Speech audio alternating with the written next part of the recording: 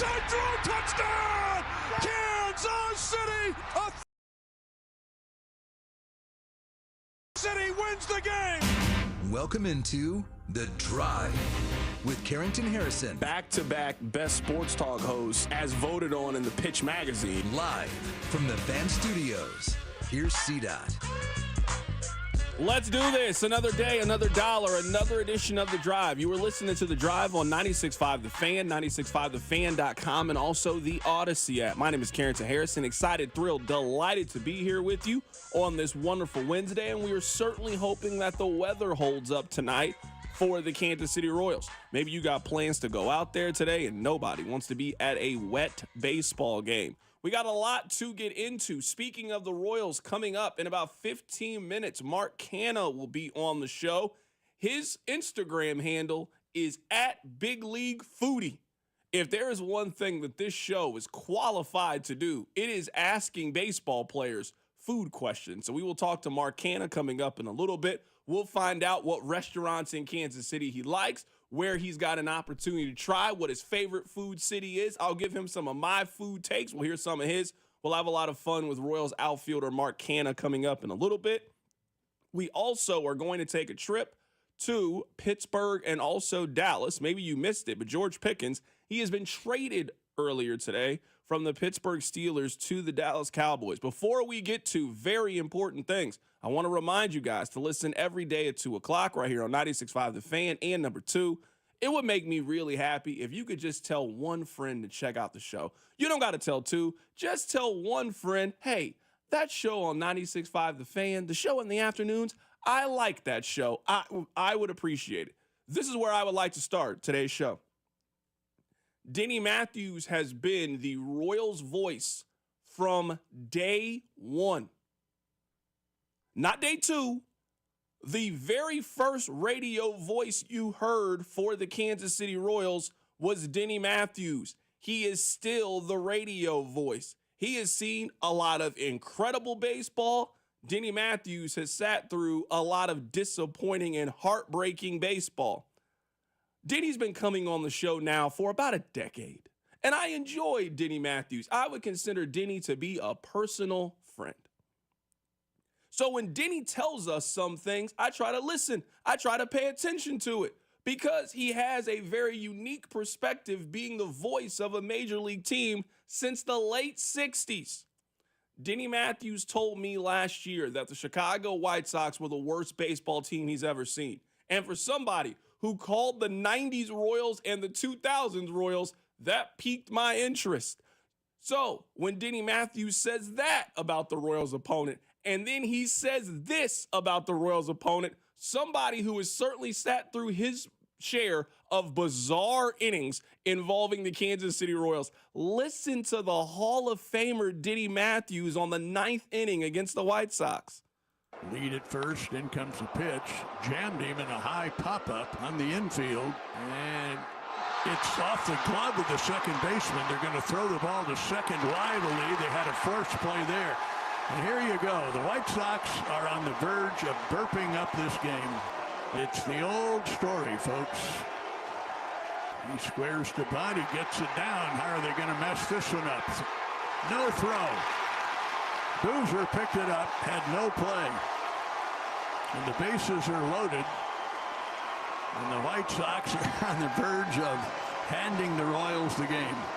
So I started to say, it's a familiar refrain, same old story. Good teams figure out a way to win in the late innings. Bad teams figure out a way to lose in the late innings. And boy, if we haven't seen a perfect example of that right here in front of us in the last 5 minutes, then you need another videotape, because this is just a perfect example. Jake, you said it off air. You said that might be the worst 9th inning of any major league game I have ever seen. And I've seen a few, and it would probably make my top 5. That was, it's up there. It was embarrassing. Do you guys know how bad of a performance that you have to put together for Denny Matthews, who is 82 years old, who was behind the microphone for the Royals' first game in 1969, do you understand how bad you have to play for Denny Matthews to say that what you did makes his top 5 of anything? I mean, top 5 greatest innings of all time, top 5 worst innings that we have ever seen. You are a different level. You are a different caliber of a bad baseball team. And that's what the White Sox are. I know you guys were getting your thumbs ready to type that Rob and I jinxed them yesterday. I could feel it building. Off the segment that we did yesterday, you guys couldn't wait to jump on this show for telling you guys how bad the White Sox are and how the Royals completely own and dominate that team. I hope you now see I was right. The White Sox are worse than any Royals team that we have ever seen. They are, in fact, the worst baseball team that we have ever seen. Yesterday was not about the Royals winning, and I am not here to take away from the Royals at all. This is professional big league baseball. All that matters is the W and the L's. Yesterday's ninth inning had absolutely nothing to do with the Royals.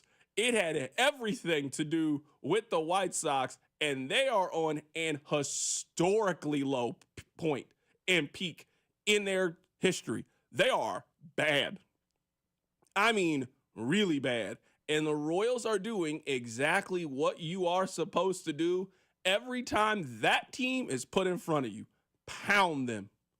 They did it last year to the tone of 12-1. They are currently doing it. They shut them out in game 1. And yesterday, you didn't need to do anything. You simply moved out of the way and let the White Sox be the White Sox.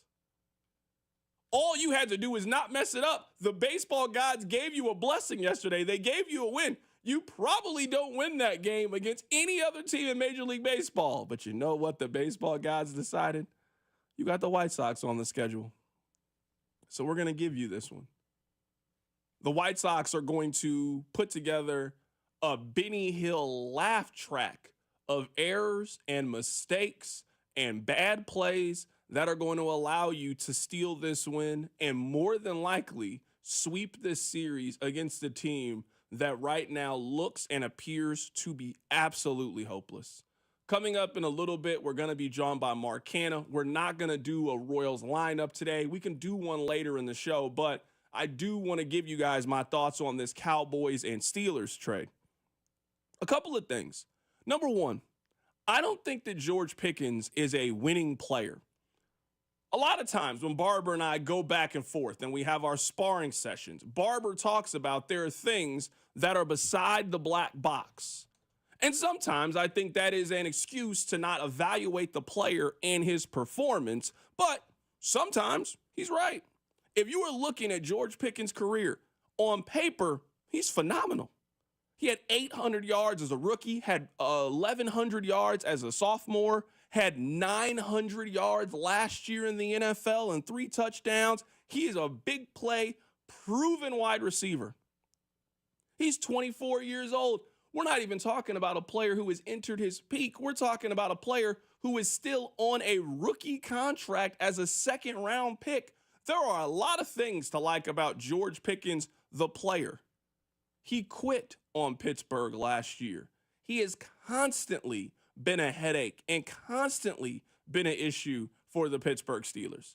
I know that the draft selection didn't work out for Kansas City, and it is one of those what-if scenarios. And Pickens was one of those players that coming out of Georgia that for those of us that try to, well, I think Kansas City wants to go in this direction, or I think they like this player.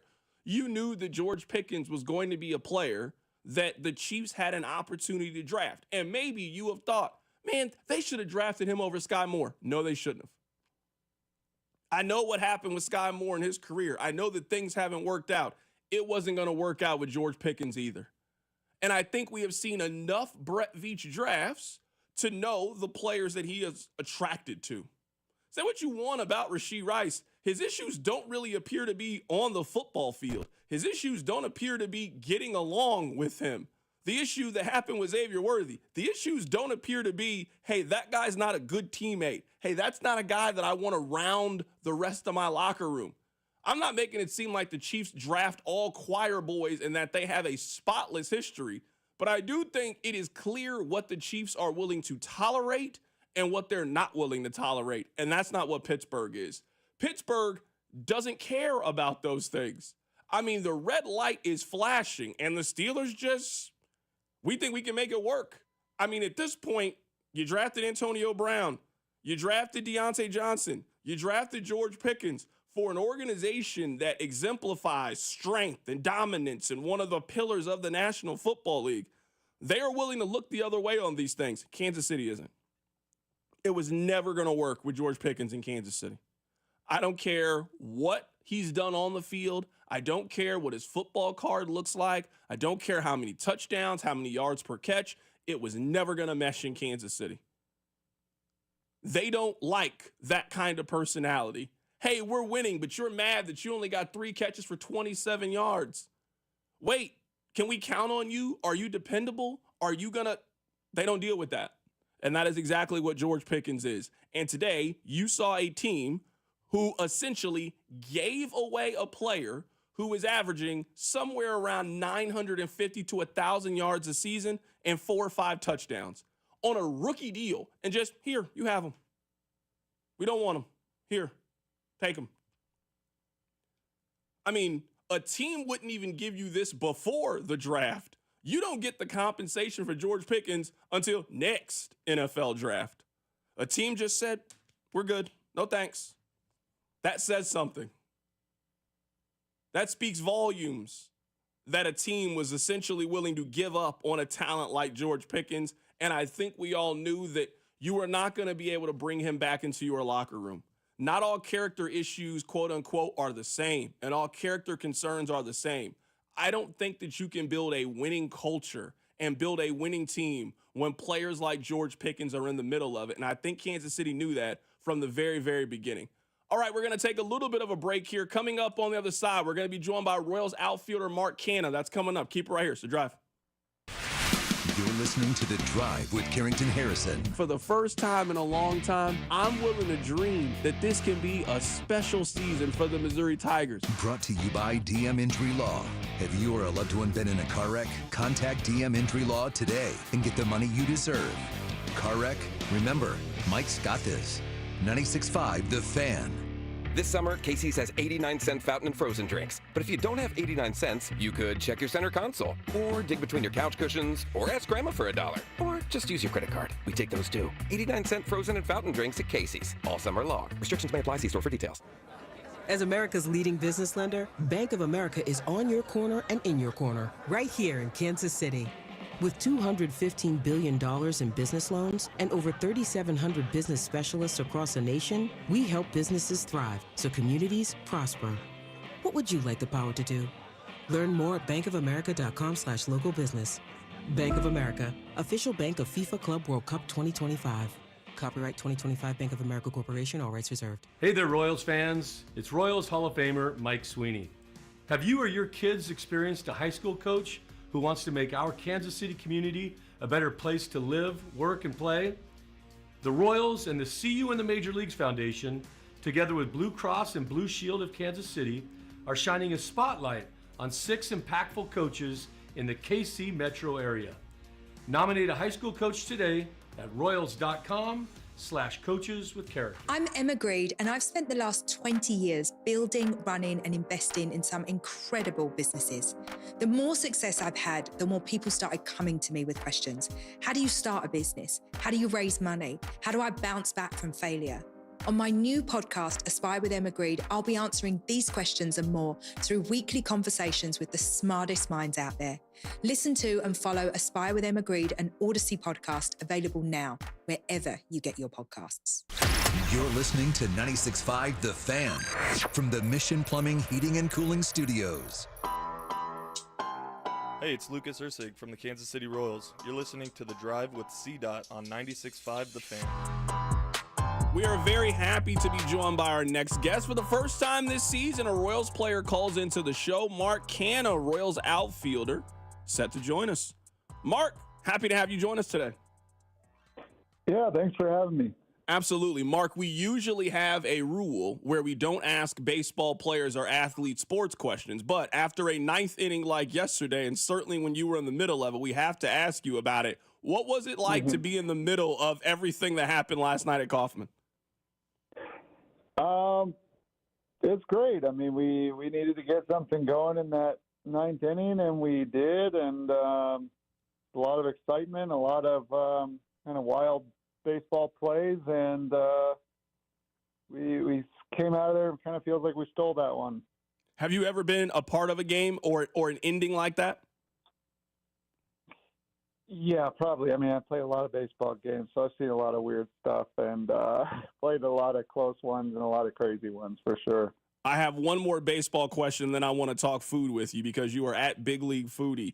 Tell us the story about your first Major League home run.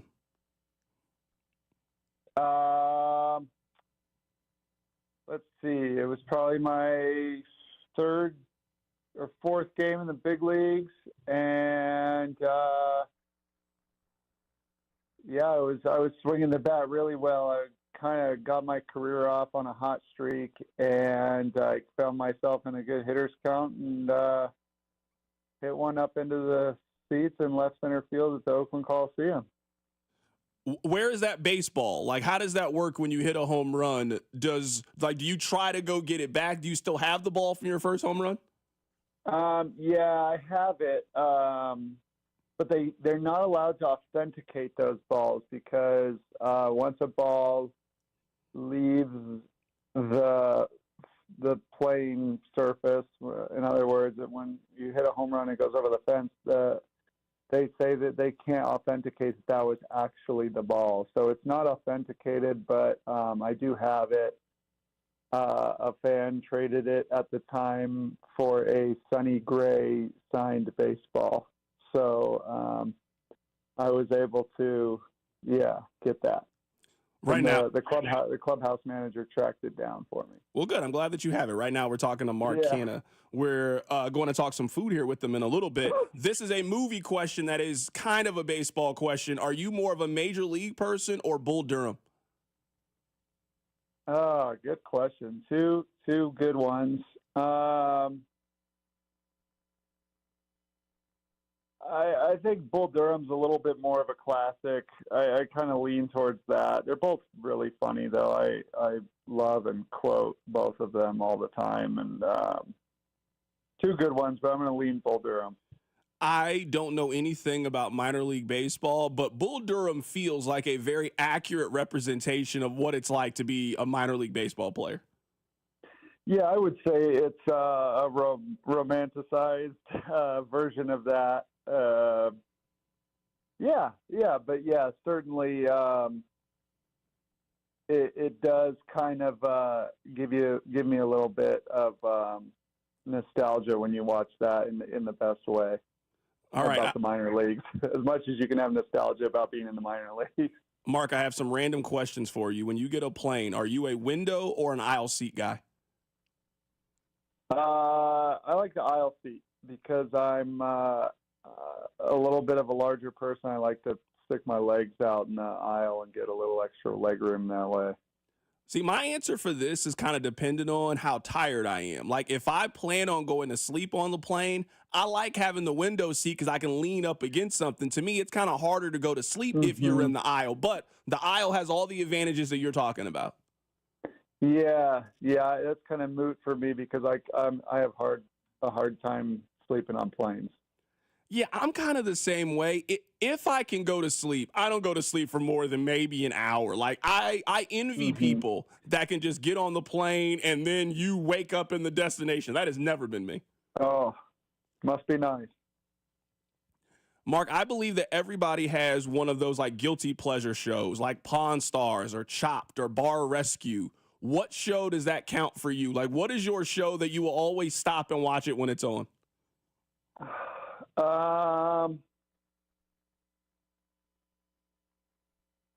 I'm going to go with The Office. that's kind of, I don't know if it's like guilty pleasure. I think guilty pleasure, I kind of think of reality TV when you say that, but I really don't watch any reality TV. But yeah, whenever The Office is on, I'm definitely turning that on. Okay, that's good, because I was going to ask you, because you and I are around the same age, what is your 90s sitcom of choice? Because The Office is a little bit more modern, but everybody kind of has that favorite 90s show. Like, I love Fresh Prince of Bel-Air. What's your 90s sitcom of choice?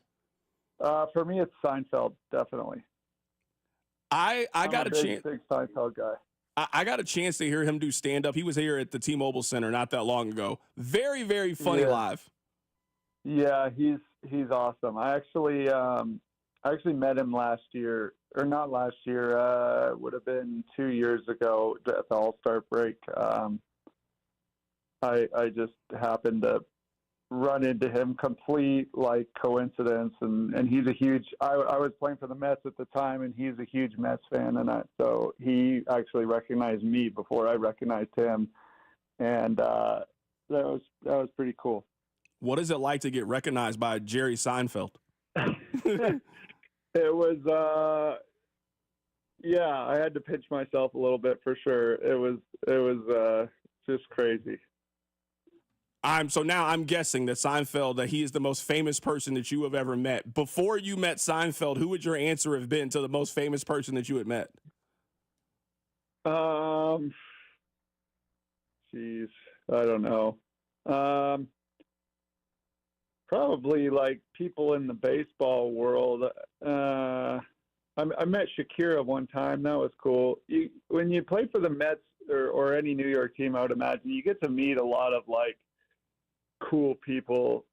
Like Bad Bunny was in our clubhouse one time. Shakira came through. God, a lot of good ones. But yeah, maybe Shakira.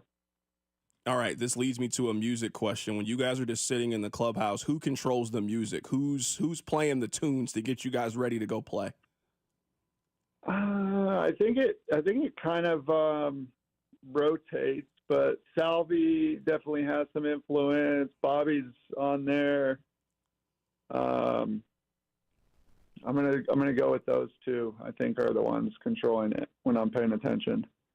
Right now, we're talking to Mark Canha for a few more minutes here. His Twitter handle is @BigLeagueFoodie. All right, I have to start with this. I don't know if you're willing to go on record about this, because you know us Kansas Cityans take this very serious. I'm sure you've had some barbecue. Where's your favorite barbecue restaurant since you've been here? Oh, you know what?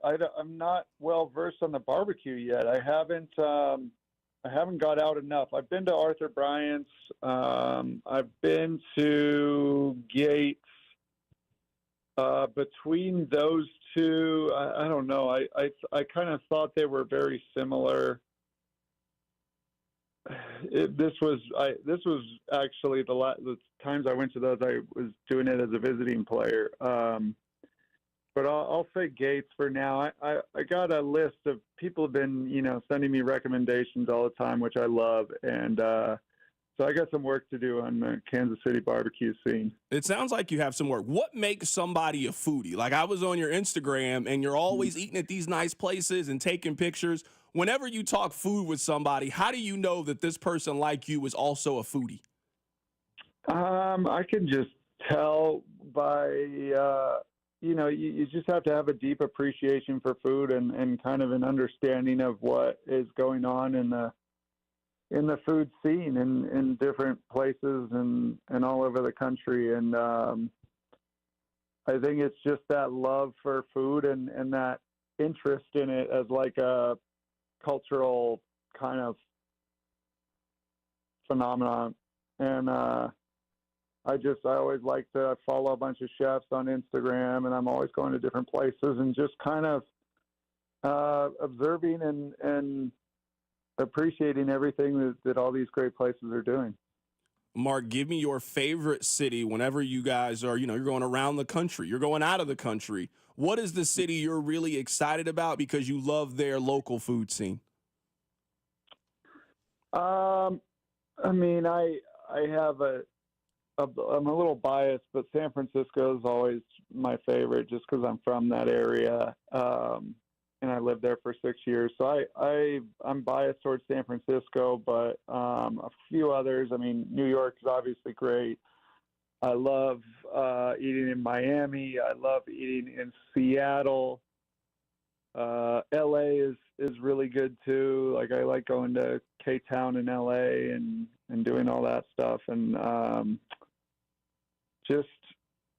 mainly kind of the bigger markets, I guess you could say. But I mean, there's good food everywhere. Mark, which city has better pizza? Is it Chicago or New York? I'm going to say New York, but actually I played in Detroit last year, and Detroit should be on that upper echelon of lists of pizza places because that's my sleeper pick. I'll say that. What is unique about this Detroit pizza? I don't know if I've ever had Detroit style pizza before. What are they doing there? Have you ever had Little Caesars? I have. Yeah, so it's Little Caesars basically, but like that's the Little Caesars with the crispy edges with the cheese on the edge where it's kind of like black and crispy and like the square slices. That is kind of what New York pizza is like. That's a version of it, and there's really good versions of it all around the city. What is your favorite kind of food? Like American, Italian, Chinese food? Like if you had to like give me like your favorite genre of food. It's sushi. It always has been. I like everything. I like all kinds of food, obviously. There's nothing I won't eat, but good sushi for me is my favorite. All right, I'm going to ask you a couple of food items here, and I just need a thumbs up and thumbs down, and I get you out of here. Where are you at on baked beans? Thumbs up or thumbs down? Baked beans, not my favorite. I'm going to go thumbs down. All right, how about coleslaw? I'll eat them, but not my favorite. All right, so thumbs down on baked beans. Where are you at with coleslaw? Coleslaw is a thumbs up. Got to have coleslaw, I think, because when you have rich foods or barbecued meats or whatever, you need that freshness of the coleslaw. I'm a coleslaw guy for sure. All right, I have to ask you this because the text line always gets on me. I love Dippin' Dots. I think Dippin' Dots are a great ballpark treat. Where are you at with Dippin' Dots? Thumbs up or thumbs down? Thumbs up. Absolutely. Amazing. Mark, you know what? I like hearing that. Mark, you know what? We're gonna after this, we're gonna take you to some barbecue restaurant. You can't be a foodie and you've only been to 2 of these places. I'm born and raised in Kansas City. There's plenty of great barbecue you haven't had yet. I will make it my mission to take you to one of them. I know. I'm a little ashamed. I've been checking some other boxes. I've been getting out to basically, I think, a lot of good restaurants that aren't barbecue. But yeah, you're absolutely right. I got some work to do.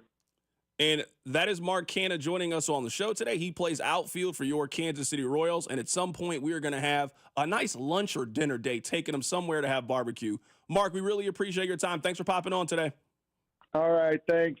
Absolutely. That's Mark Canha joining us on the show today. I mean, you call yourself big league foodie. He's been in the league, 12 years, Rob? You've been to 2 barbecue restaurants since you've been here. This is the barbecue capital of the world. I can't let Mark Canha go out like that. We got to take him somewhere. He's been to Gates. He said he's been to Bryant's. I mean, my man's never had a Z-Man before. He's never had the ribs at Jack Stack. He's never gone to Slaps. Shout out to my guys over at Harp's Barbecue. Oh, we got to fix this. We got to take him somewhere. I can't live like this as a lifelong Kansas City, and this isn't right. I mean, I was surprised only 2. I will say, I do agree with him here. Detroit-style pizza is low-key slept on. It's not the best because New York exists, but it's low-key slept on. Really good Detroit-style pizza, I can't believe he called it Little Caesars, but really good Detroit-style pizza is good pizza. Now, he gets it. I'm going to be real. I love Little Caesars. Everybody has that pizza place that you love because you were in high school and college. that place for me is Little Caesars. You guys don't know how many games of Madden 2005, 2006 were fueled by me eating Little Caesars. You can get you a $5 hot and ready, but if I ask you, hey, tell me a little bit more about the pizza, and you say, have you had Little Caesars? I'm assuming their pizza ain't that good. Especially because if I ask you about Chicago, you're not telling me, hey, have you been to Pizza Hut before? If I tell you, hey, what about New York? You're not telling me, hey, have you had Papa John's before? I don't know if you're selling it. If I tell you, hey, you tell me it's good, and your reference is Little Caesars, I don't know. It's questionable. I disagree with the description of it's like Little Caesars. No, but it's big, square, thick crust. They put the sauce on top with a big dollop of cheese. If you have not had Detroit-style pizza at not Little Caesars, at a real place, go get some. It's a quality pizza. It's better than Chicago-style because Chicago-style's trash. That's worth noting, too. Wow. That's when you said Chicago, you meant to say St. Louis? Is that what you meant to say? Chicago and St. Louis are the Spider-Man meme when it comes to pizza. Okay. All right. Let's move forward. Because Inedible. I don't know what's going on over there. Obviously, you're having some issues at home right now, and I wish you wouldn't bring that to work with you because what you just said right there is crazy, and we should move on. Can we talk about Josh Simmons? Because there's something deeper going on there, but I don't know if we have the time to unpack all of the issues that are potentially going on in your personal life. So let's just move on. I want to read to you guys a little paragraph from Jeremy Fowler of ESPN. We can call him friend of the show, right? Jeremy Fowler's friend of the show. 100% friend of the show. All right. He's not our best friend of the show in the NFL space. I would say that's James Palmer. James Palmer's our guy. I like James Palmer. He's probably in the same friend category as Albert Breer. We're not besties. We're like, acquaintances on Facebook. Okay, that's fair. So Jeremy Fowler tweeted this out. Offensive tackle Josh Simmons to the Chiefs. My favorite picks typically come with some level of risk, but tremendous upside. And Simmons embodies that. Multiple scouts told me that his tape was the best of any offensive tackle this year. There are injury concerns, but if Kansas City can maximize Simmons' potential, then the Chiefs have drafted a premier left tackle for Patrick Mahomes' next chapter. The main reason that I love the Josh Simmons pick, I think, is perfectly captured in this paragraph. Yes, there is some level of risk. Now, I haven't checked his medicals. I'm not a doctor. I don't know.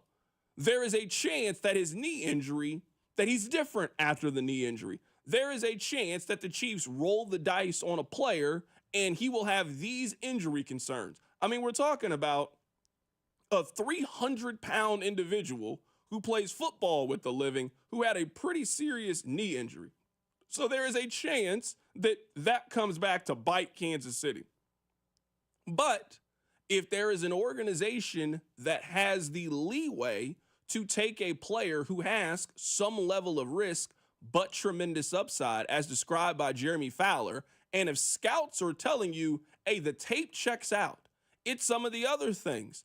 Character concerns were mentioned. I don't know what those could be, but character concerns could be an issue. Health could be an issue. But if you guys can figure this out, then you have a premier left tackle. In order to find a left tackle, you have to be in one of the three boxes. You have to be a bad team that drafts high. You have to be a team that is willing to spend a lot of money in free agency, or you have to be a team willing to take a chance. That's how you answer it at that position. I mean, I guess you could get lucky. Philadelphia got lucky. You're not planning on finding your left tackle in round 7, and that guy ends up being one of the 5 best left tackles in the National Football League. That's usually not how it works for most teams. But if you can deal with one of those 3 things, you got a shot. In some ways, the Chiefs have kind of been trying to go cheap at left tackle.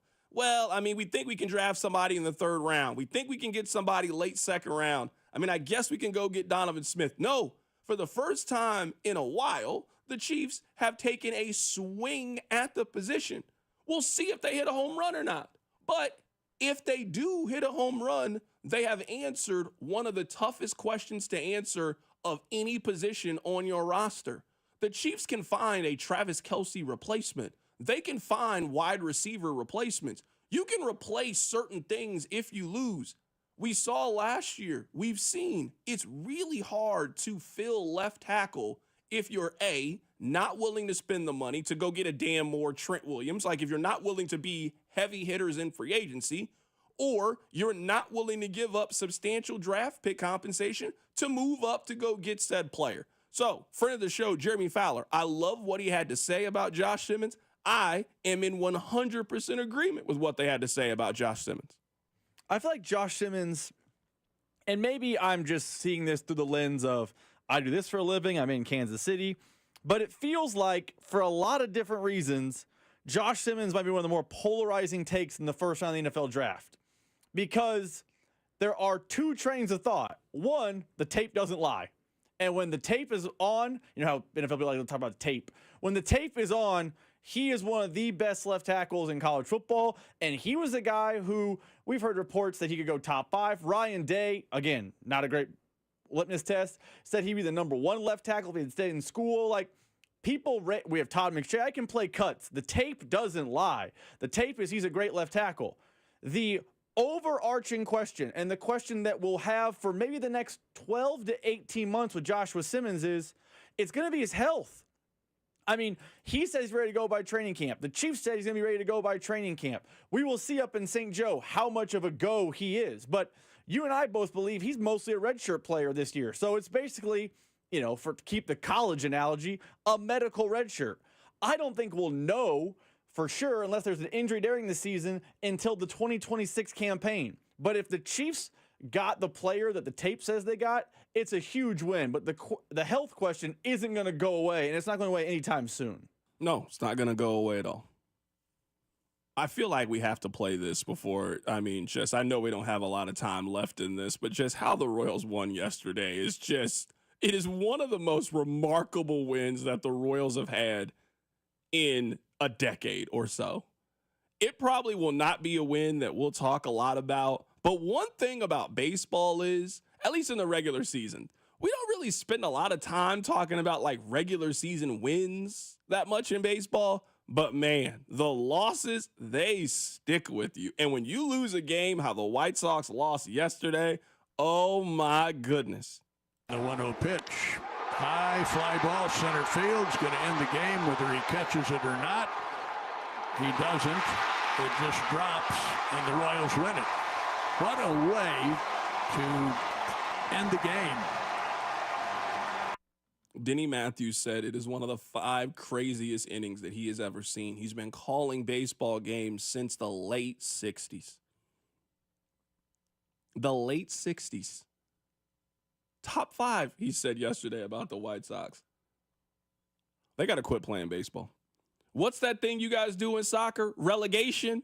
They got to relegate them. I'm sorry. They got to relegate them. You got to bring up somebody's AAA team. The Louisville Bats, got to bring them up. I don't know what's going on with the White Sox. They can't stay here anymore. They can no longer continue to be a 4A big league ball club. They have not been a major league ball club since Paul Konerko was playing first base for them. They are absolutely embarrassing.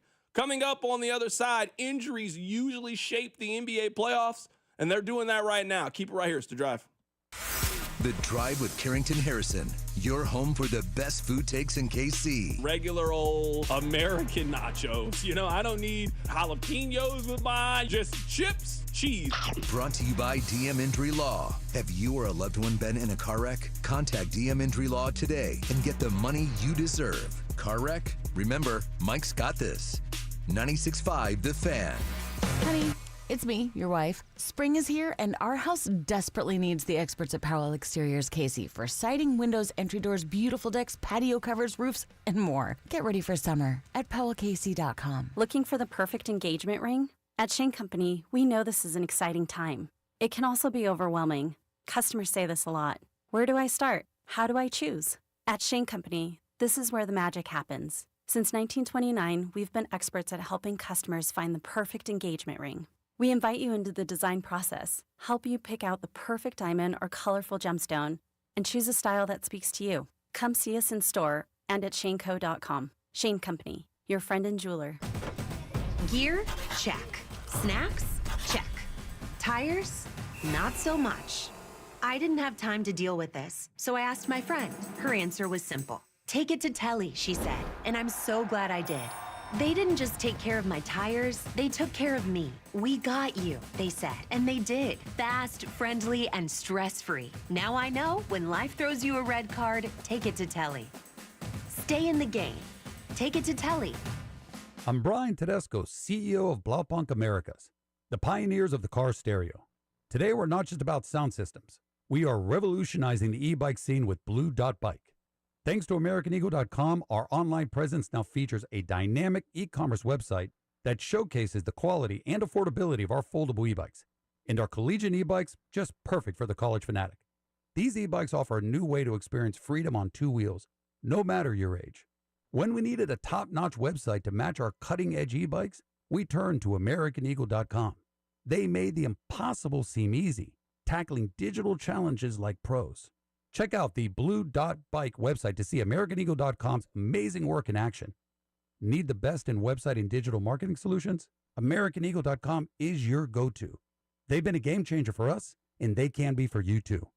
Visit AmericanEagle.com or call 877-WEB-NOW-1. That's 877-WEB-NOW-1. Prescriptions require an online consultation with a healthcare provider who will determine if appropriate. Restrictions apply. See website for details and important safety information. Price varies based on product and subscription plan. Hey guys, let's talk ED because millions of men experience it, but not everyone can access or afford treatments like Viagra.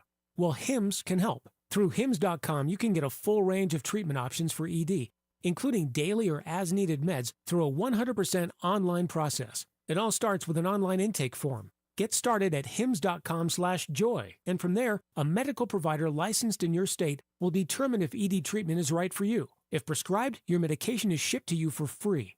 Find the ED treatment that fits your needs with options up to 95% less than the brand names. Millions of men experience ED, but Hims can help. To start your free online visit and save up to 95%, go to hims.com/joy. That's hims.com/joy for your free online visit. HIMS.com/JOY. Guys, don't waste your time and money with low-quality online TRT that charges you over $100 just to start. Visit our TRT experts today at the Low T Center for a free consultation and free test. Treatment is personalized to your body, and most major insurance is accepted with the freedom to choose if you want in-center care or at-home treatment. You're in control of your health. Looking to lose weight? Get a free B12 shot when you start your prescription treatment. Offer limited. Look now at FixMyLowT.com. That's FixMyLowT.com. Cosentino's food stores are celebrating 77 years of serving Kansas City. Come in today for incredible anniversary savings across the store. You'll find some of the hottest prices of the year, now through May 20th only. From fresh produce to family favorites, don't miss the unbeatable prices at every Cosentino's location. For 77 years, it's been our family's honor to serve yours, and we're just getting started. Thy ticket, Lady Jennifer of Coolidge. Well, many thanks, good sir. Here'th my Discover card. They accept Discover at Renaissance fairs? Yeah, they do here. Discover is accepted at the places that I love to shop. Getteth with the times. With the times? You're playing the lute. Yeah, and it sounds pretty good, right? Discover is accepted at 99% of places that take credit cards nationwide, based on the February 2024 Nielsen report. Huge news. Right now at Wendy's, you can get a Son of Baconator for just $3. I don't think you understand this situation. The Son of Baconator is only $3 for a limited time. You know, smoked bacon, rich melted cheese. That Son of Baconator is only $3. Thank you to whoever wished upon that star. For bacon that just won't quit, gotta be Wendy's. U.S. price and participation may vary. Prices may be higher in Alaska and Hawaii, not valid on a combo or on third-party delivery platforms. Okay, so I'm gonna let you in on a little secret. Wendy's has this new Cajun Crunch chicken sandwich. And to be honest, I'm kind of crushing hard on this Sammy. It's packed with bold Cajun flavors and topped with crispy onions for a satisfying crunch. All on Wendy's iconic spicy chicken sandwich. It's honestly kind of my dream sandwich. I hope it likes me back.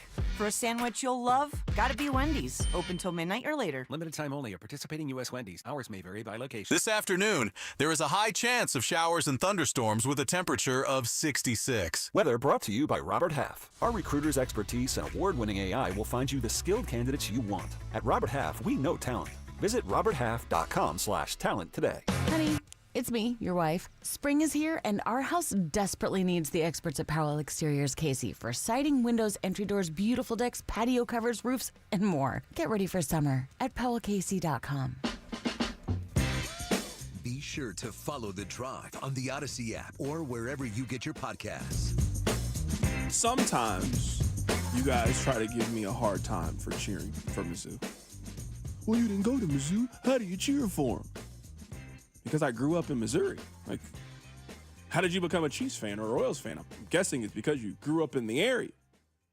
That makes sense to me. Rob is a Cleveland Cavaliers fan. Now, nothing wrong with cheering for a team that you didn't live in the area or not, but it's not like Rob is a LeBron fan, so therefore you cheered for Cleveland, and then when he moved to Miami, you became a Miami fan. Then you became a Lakers fan. That makes sense to me. I go where he goes. If LeBron goes to play for the Memphis Grizzlies, well, then I cheer for the Memphis Grizzlies. But no, Rob has stayed true to the Cleveland Cavaliers, which doesn't make any sense because when they haven't had LeBron, they have been one of the more disappointing teams in NBA history. Rob has been walking around real excited about this team, which makes sense. They won the Eastern Conference in the regular season. They were the 1 seed. You could argue they were the best team in the NBA regular season. But there is no sport that we watch where the postseason and the regular season are as far apart as the NBA. Rob, your team's getting out of here. Now, a lot of it is due to injuries. You didn't have Evan Mobley. You didn't have DeAndre Hunter. You're missing some key pieces. You didn't have Darius Garland. Those be the breaks in the NBA playoffs. But for a season where you guys were fighting for respect, fighting for why nobody believes in us, why no one thinks that we can win the NBA championship, you're about to lose in the second round to the Indiana Pacers. So next year when you guys are back, I want to let you know that we are not falling for it. We didn't fall for it this time.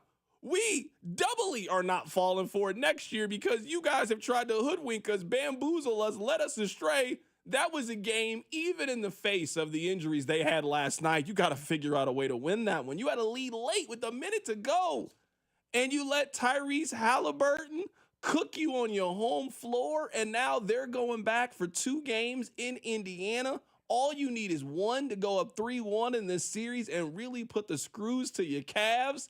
Your basketball team's season ended last night at home. It's sad, man. Often in, NCAA tournament games, playoff games, do or die type of games, it's the little things. Rebounding, inbounding the ball, passing. There was no problem scoring last night, but down the stretch, you know what they couldn't do? Get the ball in bounds. They couldn't make free throws. They did not rebound on the final possession at all, which gave Halliburton a chance. It is always the little things in the postseason. It's never, oh man, we really struggled to score. I mean, that happens, but it is always the little things. And that's what came to be last night. I don't think they're as dead as you do, because if they get their players healthy, I think they can beat the Pacers, but their players aren't healthy right now, so there's nothing they can do about it. We also saw yesterday that Steph Curry, he went out. He has a hamstring injury. He is going to miss a week of action. The hope is to try to get Steph Curry back around Game 5, Game 6. People believe that he could potentially be back. They did win Game 1 of that series, so we'll see what happens with them. And, I mean, they do have Jimmy Butler. Like, if you got Jimmy Butler as your best player, you got a shot. You got a shot. You got a shot to win that series. So we'll see how that potentially goes. We'll see how things play itself out. But Golden State, they took care of business in their first game, 99-88. I mean, very simple for Minnesota. You got to shoot it a lot better than they've shot it. We talked yesterday about three-pointers and how these NBA teams are just taking so many threes. I mean, yesterday, Minnesota was 5 for 20, or 5 for 29 from 3. They didn't shoot it well against the Lakers. That's one thing. Well, you don't shoot it well against the Warriors, a team that we know historically can shoot it pretty well. It's probably not going to end up very well for you. You're also not going to do very well when your best player, Anthony Edwards, is 9 for 22 and 1 for 5 from the floor, the way that he was yesterday. That probably means a loss for you, and that's what it meant yesterday for the Minnesota Timberwolves. I want to play this audio clip for you guys because sometimes you guys think that I am turning into the old guy that just screams about things, and I don't want to be that, but I am getting a little bit older. I see the world through a little bit of a different lens. But one thing I try not to be is a hater. I don't want to be a hater. I want to let the young generation have their fun. In fact, I want to tell other people who are in my same shoes to let the kids have their fun. How can we make fun of the music that they were listening to when you were listening to the Macarena and Soulja Boy? Let them listen to the goofy music they listen to and wear the funny clothes that they wear. I don't hate on these young kids. I want them to live life and experience it the way that we did. Not everybody feels that way. Listen to some drama happening regarding some little kids just trying to play basketball. When Lily Moding and her husband first installed this basketball hoop for their 2 young boys, they thought it would be a way for their family to stay active and healthy. They never dreamed it would become a source of neighborhood drama and the subject of lawsuits and legal action from their neighbor. I have lost so much sleep over this. It's been so stressful. Lily says about a year ago, new neighbors moved in next door and raised concerns about the location of their basketball hoop. The Modings discovered it was about 6 inches too close to the property line, so they had it moved with the city's approval. We had to move it to where you see right now, so that is fully approved by the zoning board. But it didn't end there. The neighbor filed a restraining order against Lily's husband, which was dismissed with prejudice. They've now filed a civil lawsuit against the family and the city of St. Louis Park, all stemming from this hoop. I have a sense of dread because we've just been under attack for a year. The neighbor also asked the court for a temporary injunction to prevent the boys from playing basketball in their own driveway throughout the summer months, citing safety concerns and that kids are trespassing by fetching balls that bounce onto their property. Lily tells me they set limits on what time their kids can play. Like 20 minutes and then they're off to do something else. So we truly don't feel like we're being unreasonable about any of this. Now, I did reach out to the neighbor who is behind this lawsuit for comment about all of this, but haven't heard back. If you're wondering, yes. That's all I'm going to say. As you were hearing that, if you were thinking, I'm here to tell you, yes, you would be correct. You are absolutely correct. Rob, we're against the kids going outside to play now? I mean, this was a staple when you were a kid. You go outside in the driveway, get you some hoops in. The neighborhood kids would come around. You'd play a nice little 2-on-2, 3-on-3 game. You drink water out of the hose. That's what built character when you were a kid. Now we're filing injunctions and temporary orders to try to keep the kids from going outside. We can't do both. We can't be mad at the kids for staying inside and playing Fortnite. We can't be mad at the kids for staying inside all day and playing the Call of Duty and then get mad when they try to go outside and do something active, something positive. What is wrong with this person? We hating against the kids going outside and playing basketball. I could understand if they were playing basketball at all hours of the night. And you went over there and said, hey, I'm all for you guys getting some hoops in, but can you not be playing basketball at 11:30 p.m. or at 6 in the morning? That would make sense to me. They got a 20 minutes. They got a 20-minute. You can't even get a good game of 3-on-3. You can't even get a good sweat going on. Why are we hating on the younger generation? I encourage all the kids to go outside and play on the blacktop. That's where you build your character at. Going outside and playing basketball with your friends. This is terrible. I mean, the fact that they circled back, they filed the petition that they put the basket to incorrectly zoned, then they got it fixed, and then they were still angry about it. That is, what's the term, Karen behavior? Goodness gracious. That's nuts. I can't believe we hating on the youngins outside just trying to play a little basketball. We hating on the kids just trying to go out there, get a little run, little hoop it up. kids. Go outside. I don't see enough kids going outside. I know you guys see it too. You drive by a park. That park used to be filled with kids outside playing basketball. Now the park empty. I don't know what they're doing. They're inside playing Nintendo. No, go outside and play basketball. It's terrible, man. Sad. I hope these kids get to continue to keep their basketball hoop up. I hope somebody gives them a nicer basketball hoop than the one that they got. That's what I hope happens to these kids. And shame on those neighbors for hating on the young boys. That's crazy. That's nuts. I can't believe we're doing that to the young kids outside just trying to get a good run. Coming up on the other side, we may have a topic that some of you will suggest I am a hater, but I'm not a hater. I'm simply here just to provide the stats and numbers about what the Chiefs are doing. I'll explain. Keep it right here. It's The Drive. The Drive with Carrington Harrison on your home for Kansas City sports. 96.5 The Fan.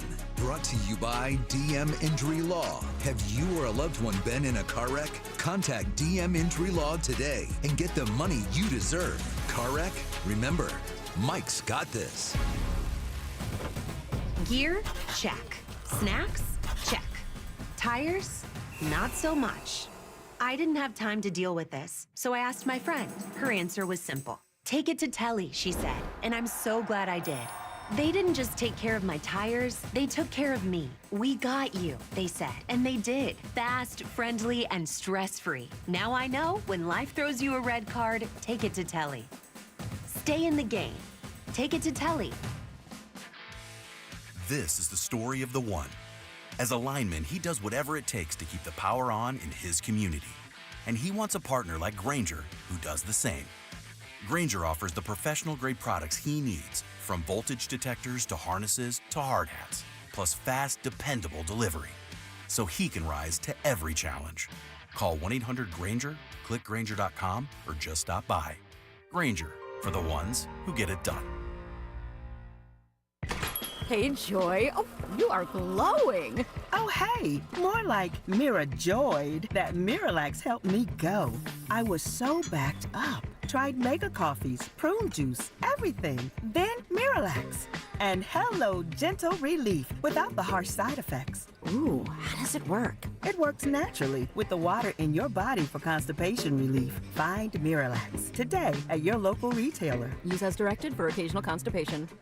Underdog just became one of the best places to make entries during playoff basketball. While they score buckets, you could score cash on Underdog. Underdog is a leading place to make all of your sports selections, and you can play now in your state. Millions of fans have already won billions making plays on Underdog. Will you be next? To play, all you have to do is download the app and choose whether a player will go higher or lower on one of their stats. You can choose from things like points, assists, and so much more. And once your entry feels good, you can play with as little as $1. And if you get everything right, you could win up to 1,000 times your money. I love playing on the Underdog app, and I love combining entries from multiple sports into one selection. So download the Underdog app now, sign up with promo code BOB to unlock a special offer of up to $1,000 in bonus cash when you make your first deposit with promo code BOB. Must be 18 and over and present in a state where Underdog Fantasy operates. Terms apply. Concerned with your play? Call 1-800-GAMBLER or visit www.ncpgambling.org. Get ready for summer's heat with a $69 AC tune-up from Hamilton Plumbing, Heating, AC, and Rooter. Our expert technicians will make sure your system is working at peak efficiency to help you save money on energy costs. At Hamilton, we know how important your family's comfort is. Our exceptional service guarantee, plus over 40 years experience and more than 8,000 five-star reviews, are great reasons to trust Hamilton Plumbing, Heating, AC, and Rooter. Visit callhamilton.com for detailed terms and conditions. License number 2025-11121. Hi, Drew and Jonathan Scott here, reminding you that a lot of life's firsts are better with help from American Family Insurance. Like your first home expansion, or your first big lightning strike. There's a first for everything. Get the right home policy at the right price with the right help from American Family's agents. Life's better when you're under American Family's roof. Insure carefully, dream fearlessly. Get a quote and find an agent at amfam.com. Products not available in every state. American Family Mutual Insurance Company SI and its operating company 6000 American Parkway, Madison, Wisconsin. Hi, Mia here at the winnings desk of the Missouri Lottery. So, I wanted to write a thank you note for every dollar Missouri Lottery players have given to Missouri and education. But that would be 8.4 billion notes. So to save a little time and a whole lot of paper, here's just one. Dear every single lottery player in Missouri, thank you for helping us give $8.4 billion to Missouri and education.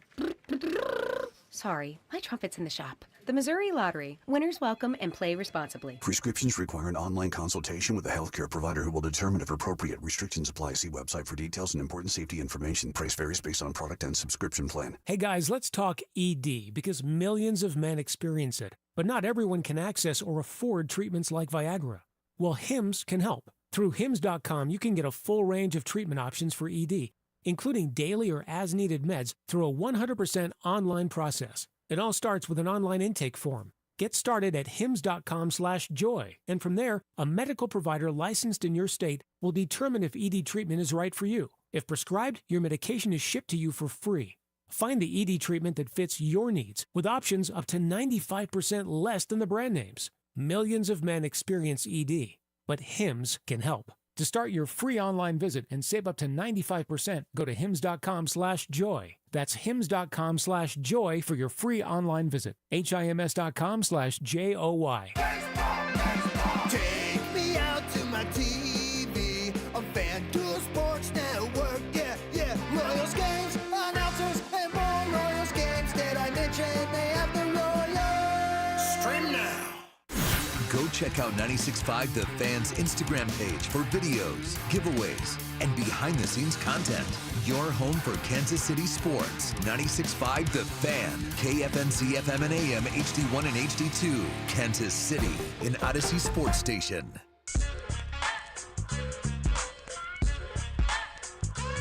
All right.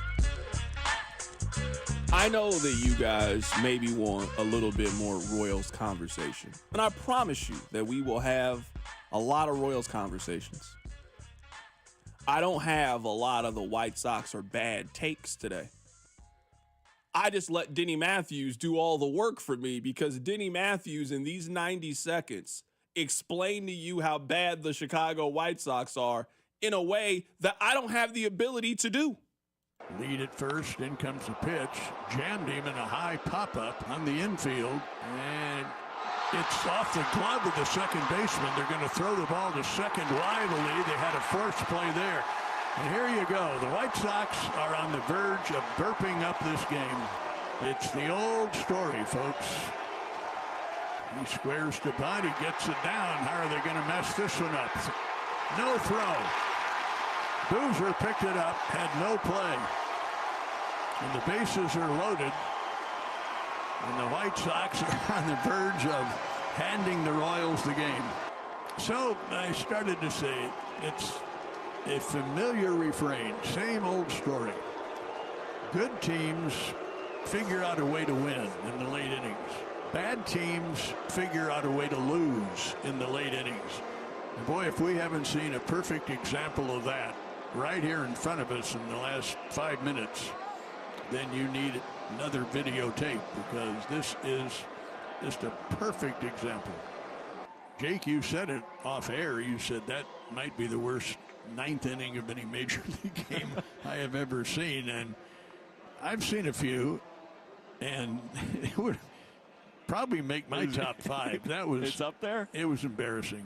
I'm here to tell you guys that later today on 96.5 The Fan, you are going to hear the 2025 Royals play the 05 Royals.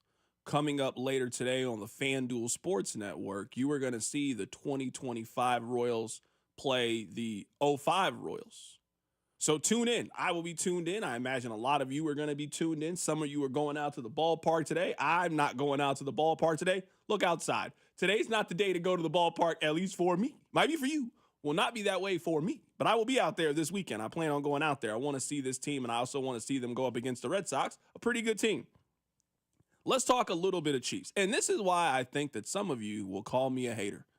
I have not put down my running back shield. If Rob won't pick it up on this show, I will be the one to pick it up. I will be the one, and I might be the lone voice telling you, man, I wish they had done a little bit more at running back this offseason. They have made 2 additions to the room. One of the additions is Elijah Mitchell, and I actually think that he is a pretty decent player. He has just never shown us an ability to stay healthy at any point in his career, So I'm just not really sure how much you can rely on him for. If he's healthy, then I think he can be pretty productive and adds a very unique element to this room. But again, I just don't know if he can stay healthy. So I don't really consider that to be a big move.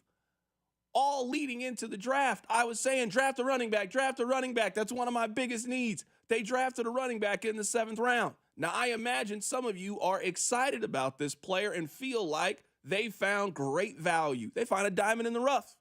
Well, I got some numbers I want to tell you. And as you would expect, they're not good for players drafted in the 7th round. From 2020 up until now, and I didn't include the players yet because they haven't played in the league, there were 12 running backs who were drafted in the 7th round. There are a lot of names you haven't heard of before. I don't want to go through all of them. There have been one player that hit. The Chiefs found that player, Isaiah Pacheco. Isaiah Pacheco was a 7th round pick a few years ago. In his career, he has had 2,075 yards. The other 11 running backs, if you add up their production, they have had 745 yards. Out of the 12 running backs that have been drafted, 6 of them have never gotten a carry in the league. And a bulk of this production comes from basically one other running back that's not Isaiah Pacheco. It's Eno Benjamin, who plays for the Arizona Cardinals. You probably heard of him. He's a fine change of pace back. Hasn't had a dynamic career, but he also was a 7th round pick. Now, I might end up doing all of this for nothing. I might end up proven wrong, but I will still maintain that there was a bigger swing to take at the position that the Chiefs, they got a very, very low lottery ticket, and maybe it hits. They hit the last time they got a 7th round pick. They hit him Isaiah Pacheco, but the percentages of it. And I also know that there is a belief that you can essentially find a running back in any round. You usually aren't finding them in the 7th round. Maybe you find them in the 4th or the 5th round. Yeah, those guys are available in the 4th or the 5th. They were available this year in the 4th or the 5th. And this year, somebody in your fantasy league is going to win because a running back was drafted in the 4th or 5th round, and that guy has exceeded everybody's expectation and turned out to be a very good player. I just wanted the Chiefs to get one of those players. I saw the Chiefs this year make improvements to so many different areas of their team. I'm not sure if they made one at running back. And last year, they had a bottom 5 running back room in the National Football League. They had a bottom 5 running back room. And I just wanted them to spend a little bit more time, a little bit more care, and take a little bit bigger swing at the position. Because drafting a running back in the 7th round and the expectation that he's going to help you this year and that he's going to be a productive player, it's just not there in the stats.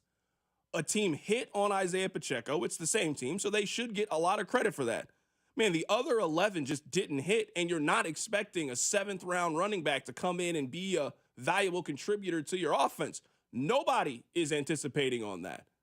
I thought there was a way to get a lasting answer at a position, and of all the things I think they missed this year, and I don't think they missed a whole lot. I think the list is actually pretty small of things that I think the Chiefs missed this year. They missed an opportunity to improve at a position where you didn't have to spend a whole lot to do it, and even with not having to spend a lot, they spent the bare minimum on trying to improve at running back. What's interesting is, and I'm not trying to defend the Chiefs here, is that I think if you ask the Chiefs or you ask, draft nicks like Jay Binkley or Todd McShay, maybe not Mel Kiper. We can put him to the side for a minute. Mel Kiper had a bad draft day. If you ask those draft experts, they would tell you that this draft is unique because of how deep it was at running back. So it's possible that the regular run-of-the-mill 7th rounder, Eno Benjamin was one of the names you mentioned. It's possible Eno Benjamin, that player in this draft, is a UDFA, because what in this draft is a 5th rounder is in most drafts, a 3rd, or you get what I'm saying. That is the Chiefs' contention. The position group was so deep that it was depressed, which led to players who were 4th, 5th, 6th round talents being available in the 7th round. That is their belief. That is their hope. And people who want to see things through Chiefs-colored glasses will tell you that's what's going to happen with Brashard Smith. They think that was the steal of the draft. I've seen, Chiefs Hive and people like that talking in that nature. The stats don't indicate that has been the case, but it's possible that Brett Veach and co. do think that and are right, because the other time they did it, the other time they popped up on that list, what did Brett Veach say about running back ahead of the Isaiah Pacheco draft? He said there's going to be a 7th round or undrafted running back in this class that will rush for 1,000 yards. Now, Isaiah Pacheco hadn't hit 1,000 yards yet, but they drafted Pacheco and he's a 900-yard back. So we're going to give Brett Veach the credit for being right there. It's possible Brett Veach called his shot again, and he's 2 for 2 on 7th round running backs because those 2 drafts were unique to the position. Text line 913-586-7965. CDOT, so if the Chiefs have a top 5 running back class, would they still have ended up in the Super Bowl? Fair point. My argument would then be they would have been 15th in points scored this past year for a team that we believe has the best quarterback in the National Football League and a team that we believe has the best coach in the National Football League. I will continue to maintain the numbers for Patrick Mahomes, despite us thinking that he is the best quarterback in the league, are noticeably down over the last 2 years. The answer is why. Some of you think that is Matt Nagy. I don't think all of that is Matt Nagy. I think a lot of it is the parts and pieces that they have put around him. Last year, this team was 15th in points scored. Their offense was average last year.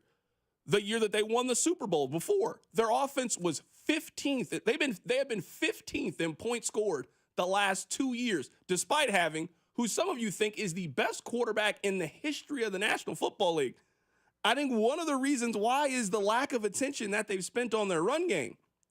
I'm not saying that the Chiefs need to have a top 5 running back room. They don't need to have Philadelphia's run game or Baltimore's run game, but it still is confusing to me how a team saw that one year they had a pretty good running back. Their quarterback won MVP the first year that they gave a pretty good running back. They also spent a first-round pick on a running back. So at one point, they thought that running back was a really, really important position. And somehow, just over the last couple of years, they just haven't really done much with it. This offseason, I don't think you needed to spend a lot of money to improve at the position. They gave you a running back that is hurt all the time in Elijah Mitchell, and they spent literally the worst resource that you can in a draft in which their own general manager said it was the deepest position in the draft. He said it was the deepest position. You spent the smallest resource that you possibly can at trying to address the position. I just wanted them to do more. I guess you can't go back in time, and we will see as the season progresses. But last year, they had an injury in their running back room, and they couldn't manage it. You would have to expect that this year an injury is going to happen at some point in their running back room. Isaiah Pacheco has never played a full season of games. Kareem Hunt is 30 years old. Elijah Mitchell has always been injured. We are going to have this conversation again at some point during the season, and there was a time to address some of these things, and they just didn't do it. Coming up on the other side, we'll talk about the George Pickens trade. Keep it right here. It's The Drive. Hey, it's Cole Reagans from the Kansas City Royals. You're listening to The Drive with CDOT on 96.5 The Fan. Brought to you by DM Injury Law. Have you or a loved one been in a car wreck? Contact DM Injury Law today and get the money you deserve. Car wreck? Remember, Mike's got this. Hey baseball fans, there's no better place to bet the long ball than BetMGM, an official sports betting partner of Major League Baseball. Swing confidently on your home run bet with BetMGM's no sweat home run token. No opt-in is required. Just log in to your BetMGM account to receive your token. Then activate your token when you place a bet on any player to hit a home run. If you lose your bet, you will receive your stake back in bonus bets. BetMGM is the best place to bet the long ball. Don't miss out on our lineup of exciting promotions for the MLB season. The action is on deck at BetMGM, the king of the big swing. Major League Baseball trademarks used with permission. BetMGM and GameSense remind you to play responsibly. See BetMGM.com for terms. 21 plus only. Kansas only. Existing customer offer. Subject to eligibility requirements. Rewards are non-withdrawable bonus bets that expire in 7 days. Please gamble responsibly. Gambling problem? Call 1-800-GAMBLER in partnership with Kansas Crossing Casino and Hotel. Graduation season is always so busy around our house, and when we have important celebrations, we trust Hy-Vee. They're my go-to partner for all of our family celebrations, and Hy-Vee can help you with your graduation party planning. They have party trays, personalized cakes, cookies, floral arrangements, party decor, and so much more. Plus, you can leave all the prep work and messy cleanup to Hy-Vee with full-service catering for any size celebration. Choose from a wide range of menu options to suit your style and your budget, only at Hy-Vee. This Mother's Day, treat all of the moms in your life like a queen. No, wait, an empress with a little help from Hy-Vee. Surprise her with a stunning floral arrangement or choose from dozens of gift cards for some retail therapy. Then bring the whole family to brunch at the Hy-Vee Market Grill. Just $24.99 for adults, $7.99 for children 6 to 12, and kids 5 and under eat free. Just one stop for endless options to crown her queen for the day. Only at Hy-Vee. Gain a global perspective and specialized skills that many of today's top employers are seeking with an MBA from University of Maryland Global Campus. Study online and complete your degree in just 16 months for about $21K. Choose from MBA specializations in global business, marketing, HR, finance, and more. Classes start May 14th. Apply now and save with no application fee. Learn more at umgc.edu. Certified to operate in Virginia by Chev. Here at the Almond Joy Factory, where tropical vibes abound, we use soft, fresh-tasting coconut. The crunchiest almonds and delicious chocolate candy. Ah, but do you know what our most important ingredient is? Sometimes you feel like a nut. Sometimes you don't. Almond Joy's got nuts and something even way better than that. Yes, Almond Joy is made with almonds and joy. Hi, this is Toby Tobin along with Jason Goodenkoff from Lewisburg Ford in Lewisburg, Kansas. Hi, Jason. Hello, Toby. Holy cow, you've done it again. We've done it again, Toby. We won the President's Award again this year. This is the 22nd time we've been awarded this awesome honor from Ford Motor Company. But what is the President's Award? The President's Award is the top award Ford Motor Company gives its dealers for excellence in customer satisfaction in both sales and service and their sales penetration numbers. So we are super honored to have received this award for the 22nd time. It covers the whole works at Lewisburg Ford. Absolutely, and it's a testament to the awesome people we have working at Lewisburg Ford and helping our customers, and it really shows with this award because it's only a few dealers that get it, and we've done it 22 times. I guarantee you this is the best place to buy a Ford car or truck in the Midwest. Absolutely. You couple that President's Award lineage with our no-hassle Toby Tobin pricing, it does not get any better than that. What is your toll-free number? 816-444-2300. Or LewisburgFord.com. This Mother's Day, be direct. Tell Mom she shines without saying a word. At Diamonds Direct, we've curated a meaningful collection of timeless gifts for every budget, from birthstone rings and stackables to diamond pendants, pearls, and stunning earrings. So here's to Mom for her love, her strength, and always putting others first. This year, she deserves a gift that lasts a lifetime, and that's our specialty. Diamonds Direct, your love, our passion. I love a day on the water with friends, but my moderate to severe plaque psoriasis sometimes holds me back. Now I'm all in with clearer skin thanks to Skyrizi. Risankizumab Riza, a prescription-only 150 milligram injection for adults who are candidates for systemic or phototherapy. Teaching music is my passion, but my active psoriatic arthritis can limit me at times. Now I'm treating my joint symptoms with Skyrizi. With Skyrizi, most people with plaque psoriasis saw 90% clearer skin at 4 months. Or if you are an adult with active psoriatic arthritis, Skyrizi helps you move with less joint pain, stiffness, swelling, and fatigue. Don't use if allergic to Skyrizi. Serious allergic reactions, increased infections, or lower ability to fight them may occur. Before treatment, get checked for infections and tuberculosis. Tell your doctor about any flu-like symptoms or vaccines. There's nothing like clearer skin. There's nothing like better movement, and that means everything. Ask your doctor about Skyrizi. Visit Skyrizi.com or call 1-866-SKY-RIZZI to learn more. Tonight, expect showers and thunderstorms with a chance of more later and a low of 55. Weather brought to you by Robert Half. Our recruiters' expertise and award-winning AI will find you the skilled candidates you want. At Robert Half, we know talent. Visit roberthalf.com/talent today.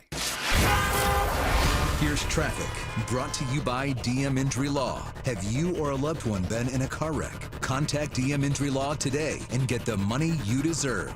car wreck? Remember, Mike's got this. This traffic report is brought to you by Midwest Auto Services. Stalled car on the right shoulder of westbound 70 just before the Blue Ridge cutoff, seeing traffic heavy back to the 435 exchange on westbound 70.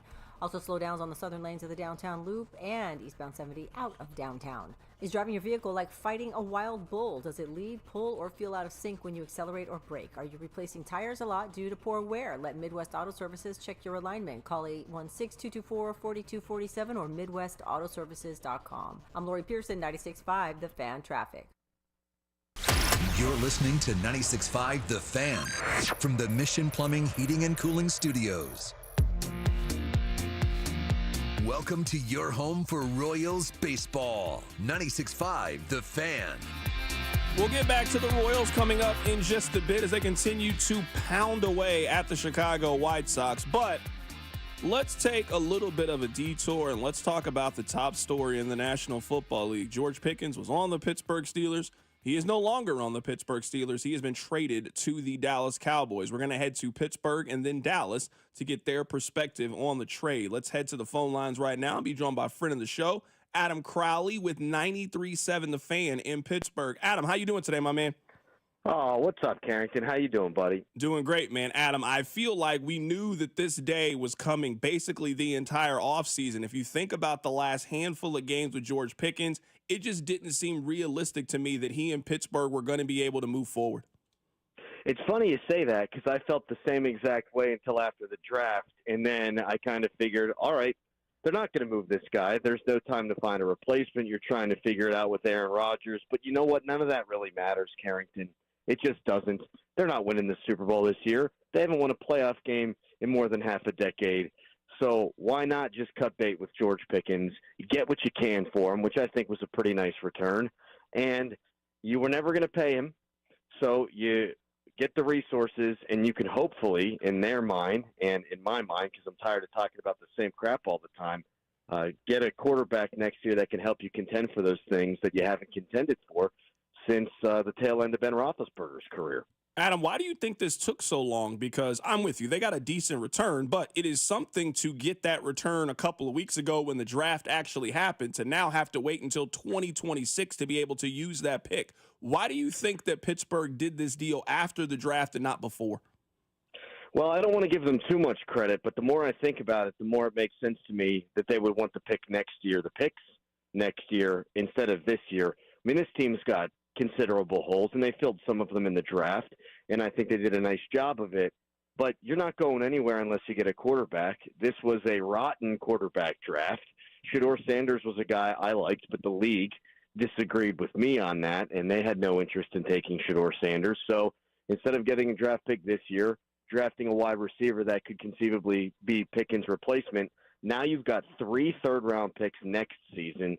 You've got multiple fourth-round picks, multiple fifth-round picks, multiple sixth-round picks, 12 picks in total, and you should be able to package a few of those and move up and get your quarterback in the future. So I think it was an intentional thing.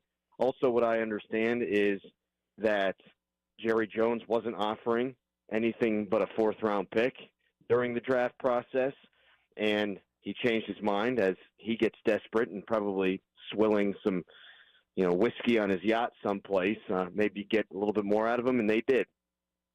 Right now, we're talking to Adam Crowley. We're getting the Pittsburgh perspective on the George Pickens trade that sent him to Dallas. If you were just looking at it on the computer screen, George Pickens has had a pretty strong start to his career. What went wrong in Pittsburgh, and what eventually led Pittsburgh to say, we can't do this anymore? Yes, you are a productive player, but it is in our best interest, it is in your best interest for you to move on. Well, the Steelers do something very bad, and then they do something very good. And the very bad thing is they take wide receivers in the draft that might have checkered past or character concerns, however you'd want to characterize it. And the really good thing they do is they seem to know exactly when to move on from these guys. They moved off of Chase Claypool for a second-round pick. He fizzled out of the league. Same thing with Martavis Bryant. They took him for a fourth. He was a productive player. He fizzled out of the league. The list goes on. Deontay Johnson played for 4 different teams last year, kind of didn't play for a couple of those teams, actually. So they've moved off of those guys at exactly the right time. But this is a guy in George Pickens who had these concerns when they drafted him. It's why he wasn't a first-round draft pick. He was absolutely a first-round talent, and his talent is unquestionable. He's a very talented football player, but he's got some significant maturity issues. I'll be clear. I don't think George Pickens is a bad guy, not by a long shot. He doesn't get along with the media. I don't generally hold that against guys, but he hasn't been at times the best teammate because he's got a short fuse. He's had some social media problems. He showed up late to the Chiefs game, as you well know, on Christmas Day. That's my baby in the background. She's very emotional about the George Pickens deal. And the list goes on. I mean, he's fighting with guys through the back of the end zone at the end of the Browns game on the Hail Mary, which was the final play of the game, which obviously can't happen. He's blamed the referees after losses. After the snow game against the Browns, he said the Browns weren't the issue today. The weather was. The Browns aren't a very good football team. And I'm not even scratching the surface on what has been reported on George Pickens. And I'm guessing we're going to find out some stuff that went on behind the scenes that we didn't know about. Oh, Adam, you and I both know that we're about to get some story from The Athletic or ESPN that's going to tell us about 5 things that went wrong with him in Pittsburgh. That's right. And, again, I think he's a good guy and a talented player. I think he's immature, but it was time to move on. And I'll tell you, I don't know what your Dallas guy is going to say. You look at the numbers, you look at the freak athleticism, you look at some of the combine numbers, and it makes all the sense in the world that Dallas would take a flyer on him. If they don't pay him, and I assume they won't, I think he's going to be a problem there, too, with Brian friggin' Schottenheimer. Good luck, dude. I was just going to ask you that because there is the contract thing that kind of has a cloud over this. With what you know about George Pickens, is he a player that you would make a financial commitment to? Absolutely not.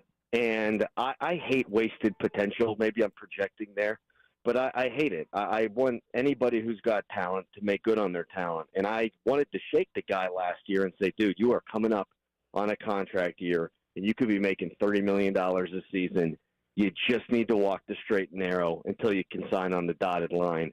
But I think he runs so hot that even if he has the best intentions, there are going to be moments when it blows up. He's clearly not going to be the number one with CeeDee Lamb. And something else about Pickens, too, is he's gotten better with his route tree, but he's not a tremendous route runner. I know Dak throws some good back shoulder balls. He's not a high-volume target guy. And, in fact, last year, 44% of the passes thrown his way were completed, which is obviously a very low number, and that's frustrating to him. I just don't think this is a guy that you can win consistently with because he cares too much about himself. And so, no, I don't. If I were Dallas and they got guys to pay and they've got guys they have paid, I don't think I'd be paying them long term. I got 2 more questions here, Adam, and I'll let you get back to your parenting time. The first question is, what is it about Tomlin? What is it about the Steelers that just they have a lot of strengths as an organization. This is just a weakness for them, whether it's Le'Veon Bell, whether it's Antonio Brown. I'm sure you have some other options, Deontay Johnson, George Pickens. Why is Pittsburgh attracted to this kind of player? I think Mike Tomlin is a player's coach, and I think that can be a really good thing. And you'll have former players sing his praises, not just as a coach, but as a man. And I like that about Mike Tomlin. But I think when guys are talented, he will give them a little bit more rope, and they will take advantage of the situation. And it has happened time and time again. And, yes, they move on from guys at the right time. You'll hear it from the national media all the time. Mike Tomlin can handle it. No, he can't. You can only hold these guys down for so long and keep them in line for so long when you're drafting guys that even before they get to Pittsburgh, you know that they could be a problem. They have not done a good job of it. And I get it. Talent rules the day in the NFL. I think with this draft, they've started to turn to the, cliche football lovers, blah, blah, blah. I think they should probably take a few years to try that and see how that works, because if you're not seeing these guys through until the end of their rookie contracts, what's the point in taking them in the first place? And you look like fools because you keep doing it over and over and over again. Adam, last thing here, week 1, who's going to be the quarterback for the Pittsburgh Steelers?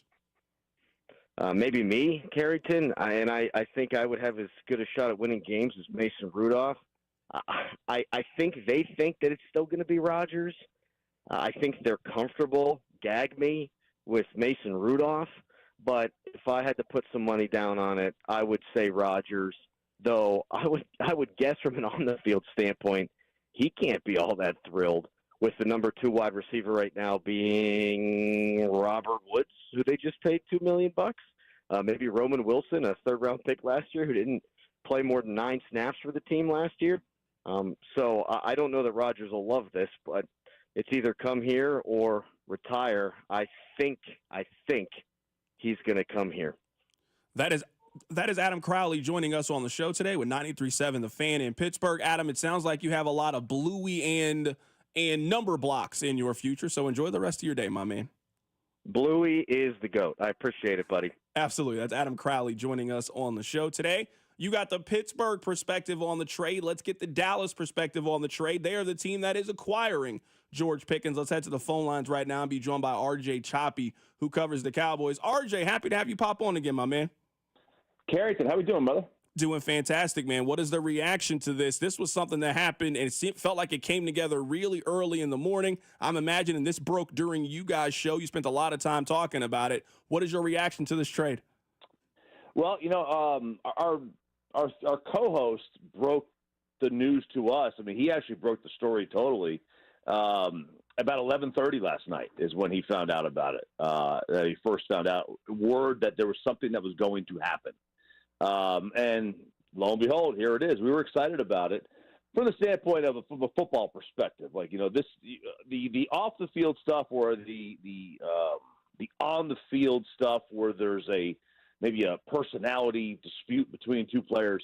Can't control that. It's about the talent. At least that's what the team's looking at. That's what they're hoping for right now, because this is a talent void unit on the Cowboys. If they want to compete for a playoff spot, they needed to upgrade the number 2 wide receiver position. Right now it was Jonathan Mingo and Jalen Tolbert. That's not sustainable alongside CeeDee Lamb. So this was this is something that shows that had a lot of positive thoughts from the fan base for the most part today.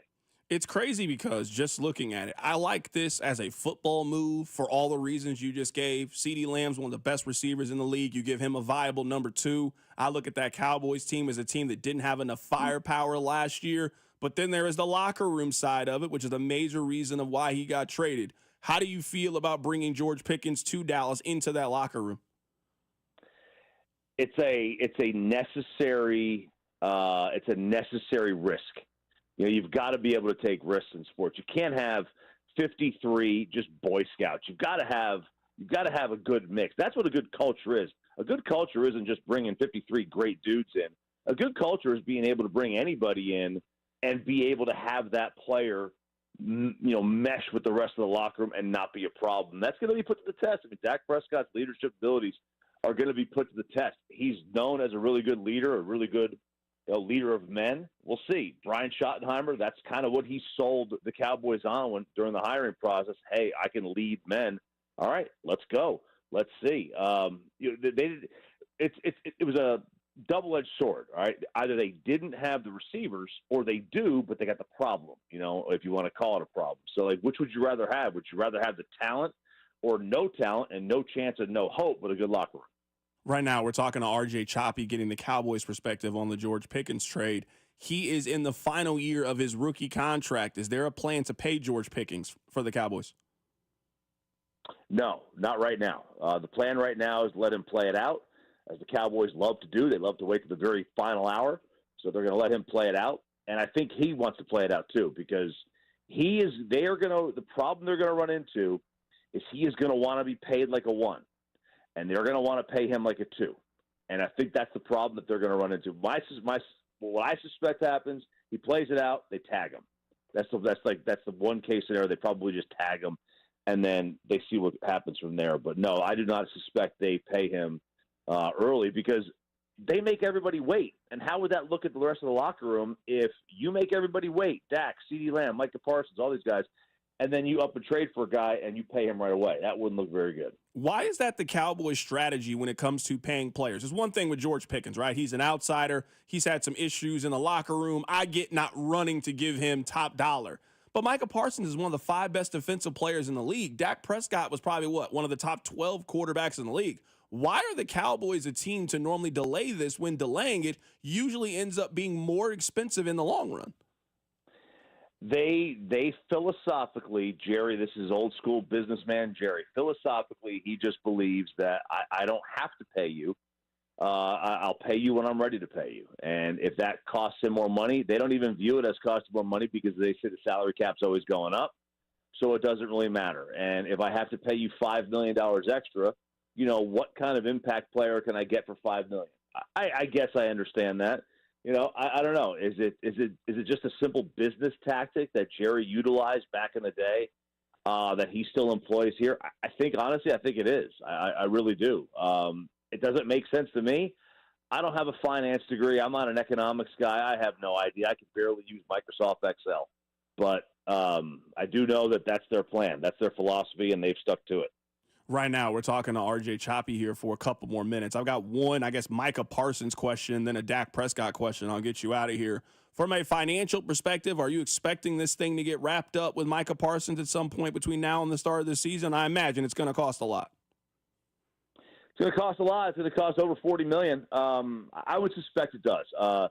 Now, define before the start of the season. Do I expect him in Oxnard, California on, July 28th or 7th or whatever? I suspect not. I think he'll be there at the offseason offseason workouts, but I don't think he'll be there to start the camp. It's just like Zach Martin the year before, just like CeeDee Lamb last year. Dak was there, but he was a quarterback. It's different for him. They play by different rules. But I don't think Micah steps on a field for this team in a full football capacity until then, and I suspect it gets done before the first week, but not before training camp, probably the second or third week of August.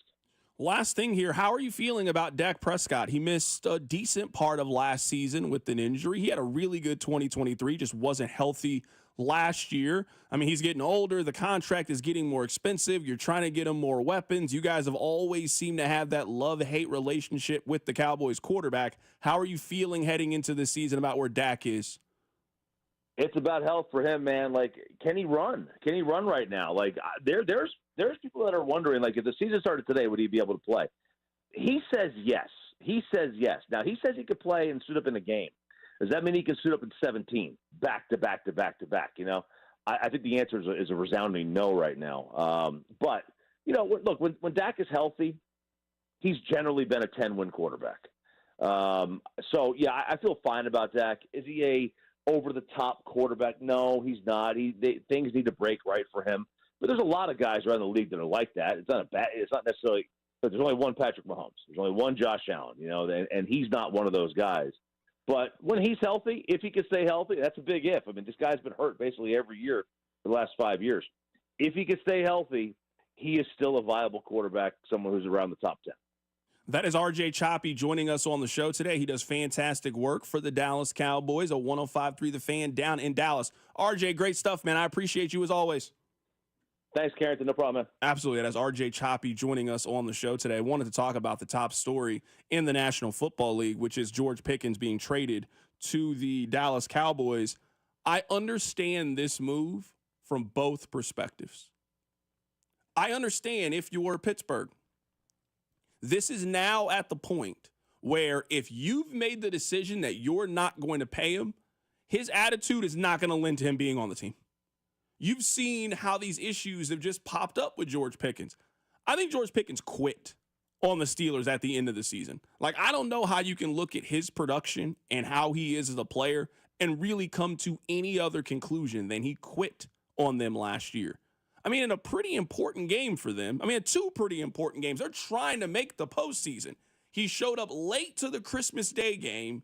He had 0 yards in the game against the Cincinnati Bengals. They lost that game 19-17. This is one of your key important players for you, and you were just not on the same page. I think his fate was determined at the end of the season how they were going to play this thing. So I get it from the Pittsburgh perspective. I get why you want to move on. We're not going to pay you. We don't like the antics. We don't like the behind-the-scenes stuff. I do think we find out a little bit more about behind the scenes about what happened. I get why Pittsburgh wanted to move on, and I mean, for a player that you spent a second-round pick on, you got a third-round pick back and did a pick swap, you got decent return on a player. I wouldn't say decent return on what he's turned out to be. You got decent return on what you spent initially for the player. And if you're Dallas, you just don't have a lot offensively.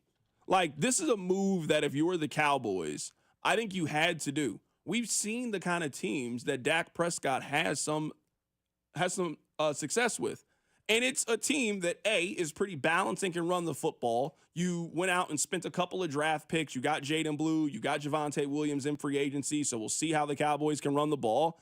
And you had one decent receiver. Now, he's really good in CeeDee Lamb, but you didn't really have a whole lot else if you were the Dallas Cowboys. I understand why they made this move. I think this is a move that both sides had to make, and it's a top story in the National Football League. A little surprised that this move didn't happen before the draft, but eventually it happened. George Pickens is off the team. He is now in Dallas, and we'll see what the Cowboys do this year, which will probably be narrowly miss winning the NFC East and then losing in the first round to, I don't know, the Lions or something like that. That is usually the kind of stuff that they do.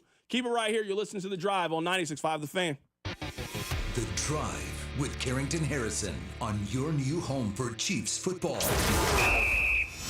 96.5 The Fan, brought to you by DM Injury Law. Have you or a loved one been in a car wreck? Contact DM Injury Law today and get the money you deserve. Car wreck? Remember, Mike's got this. Well, these polymers aren't as flexible as batch K3. Researcher Laurie is stretched thin. Did you get the vulcanization analytics from V66? Wait, are these rubber scores from last week? She needs to hire new lab technicians so she can bounce back into her old self. I need Indeed. Indeed you do. Our matching platform lets you spend less time searching and more time connecting with candidates. Redeem your $75 credit at Indeed.com/credit. Terms and conditions apply. David is a real Prevagen user, and this is his story. Nice to meet you. My name is David. I've been a pharmacist for 44 years, and I'm from Flowery Branch, Georgia. When I first started taking Prevagen, I noticed stuff just seemed to come together and fit like a jigsaw puzzle. When I have customers come in, I recommend Prevagen. Number one, because it's safe and effective, does not require a prescription, and I've been taking it quite a while myself, and I know it works. I wouldn't recommend something like Prevagen if I didn't think it was worth it because it works so good for me. And I love it when the customers come back in and tell me, David, that really works so good. Makes my day. Prevagen, at stores everywhere without a prescription. This product is not intended to diagnose, treat, cure, or prevent any disease. Testimonialist was compensated for their time. As America's leading business lender, Bank of America is on your corner and in your corner, right here in Kansas City. With $215 billion in business loans and over 3,700 business specialists across the nation, we help businesses thrive so communities prosper. What would you like the power to do? Learn more at bankofamerica.com/local business. Bank of America, official bank of FIFA Club World Cup 2025. Copyright 2025 Bank of America Corporation, all rights reserved. Hi, Mia here at the winnings desk of the Missouri Lottery. So, I wanted to write a thank you note for every dollar Missouri Lottery players have given to Missouri and education. But that would be 8.4 billion notes. So to save a little time and a whole lot of paper, here's just one. Dear every single lottery player in Missouri, thank you for helping us give $8.4 billion to Missouri and education. Sorry, my trumpet's in the shop. The Missouri Lottery. Winners welcome and play responsibly. The other place with 5 great Kansas City locations: Shawnee, Olathe, downtown Overland Park, Mission, and Belton. With 5 locations, that means you're never too far away from that one-of-a-kind game day experience, plus enough big screens that you'll never miss a second of the action. And if you want some great food, some great beer specials, and beautiful patios, then stop by the other place. The perfect place to make your baseball headquarters this spring. The other place: Shawnee, Olathe, downtown Overland Park, Mission, and Belton. Your home for baseball this spring. Some people just know they could save hundreds on car insurance by checking Allstate first. Like you know to check for your wallet first, before hitting the drive-thru.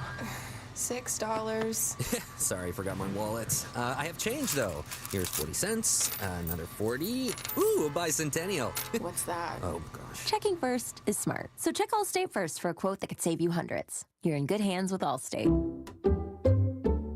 Savings vary. Subject to terms, conditions, and availability. Allstate Fire and Casualty Insurance Company and affiliates, Northbrook, Illinois. DQ presents How to Hit Summer's Sweet Spot.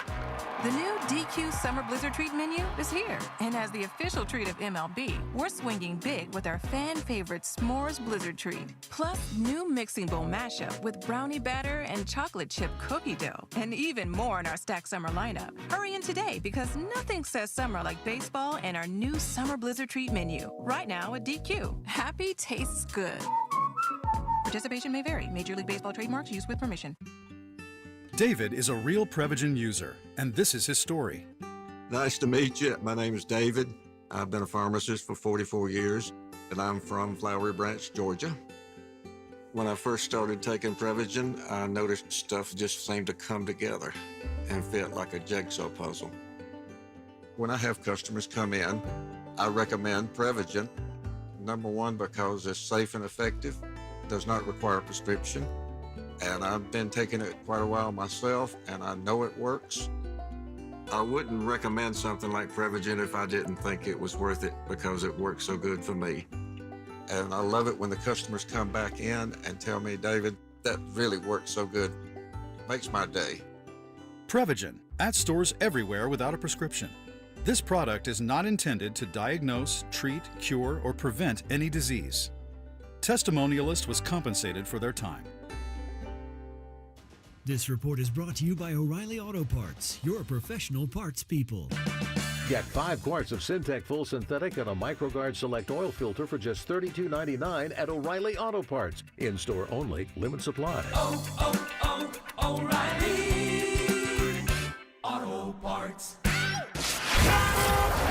Here's traffic, brought to you by DM Injury Law. Have you or a loved one been in a car wreck? Contact DM Injury Law today and get the money you deserve. Car wreck? Remember, Mike's got this. We can add some slowdowns into Liberty, northbound 35, right about Pleasant Valley, all the way through 152 Highway. Southbound 35 out of downtown, looking a little sluggish as well, from Cambridge Circle off and on, all the way through Shawnee Mission Parkway. I'm Lori Pearson, 96.5, The Fan Traffic. You're listening to The Drive with Carrington Harrison on 96.5 The Fan and the Odyssey app. Oh, I want to get back to talking about the Royals. And there was a text that stood out to me during our interview that I wanted to say for a moment like this. C-Dot, you need to stop fronting. The Chiefs got lucky last night. All of us know it. All right. I don't think I've actually made a relationship analogy today, so I feel like this is a really good place to do it. Now, every man listening can identify with this. You have had a chance with whoever. You ruined it by saying or doing something stupid. You were right there. She was ready to give you her number. She was ready to agree to a second date. She was ready to take things to the next level. And then you did or said something really, really stupid. You also have been in a situation where you really didn't do anything that special. I mean, you didn't really plan this date super hard. You just, hey, let's go here. Let's grab something to drink. You know what? You didn't do anything stupid. And you know what? Things worked out in your favor. For the first time in a while, the Royals, they are not the one that says or does the stupid thing that stops them from getting to the ultimate. They let the other people do it. That's what the Chiefs do. We watched those Chiefs games last year. They didn't outplay all 15 opponents that they beat last year. You know what the Chiefs are really good at? We're not going to say anything stupid. Nope. We're not going to say or do anything stupid. We're going to let you do and say something really stupid. We think eventually you will. You're the Raiders. You're probably going to have some weird fumble at the end of the game, and that's why you're going to lose. You're the Chargers. You're probably going to miss an assignment or miss a kick or miss a block. We don't do those things. yesterday, what you saw is how the Royals have lost dozens and dozens of times in our life. It finally came back to them. They're not the team anymore that makes those mistakes at the end of the game. If you've been cheering for the Royals for long enough, the Royals have lost like that at least 10 times. We laugh and joke about it.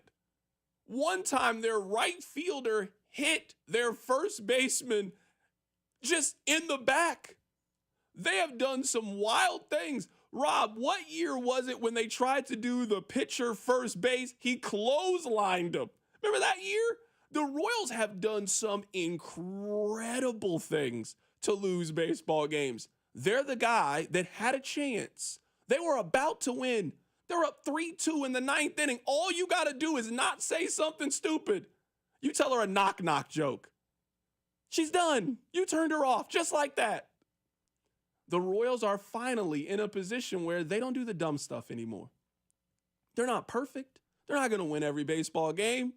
They're not embarrassing anymore. So, yes, I agree with you in a lot of ways. The Royals got lucky. Yes. The Royals did not do anything to win yesterday. I agree with you. They didn't do anything to lose, and they let the White Sox lose. Great. I'm happy with that. They didn't go out there and beat them 7-1. No.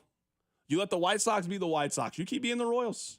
There's a reason why the Royals are going to win like 87 games. There's a reason why the White Sox are going to win like 58 games. You saw it yesterday.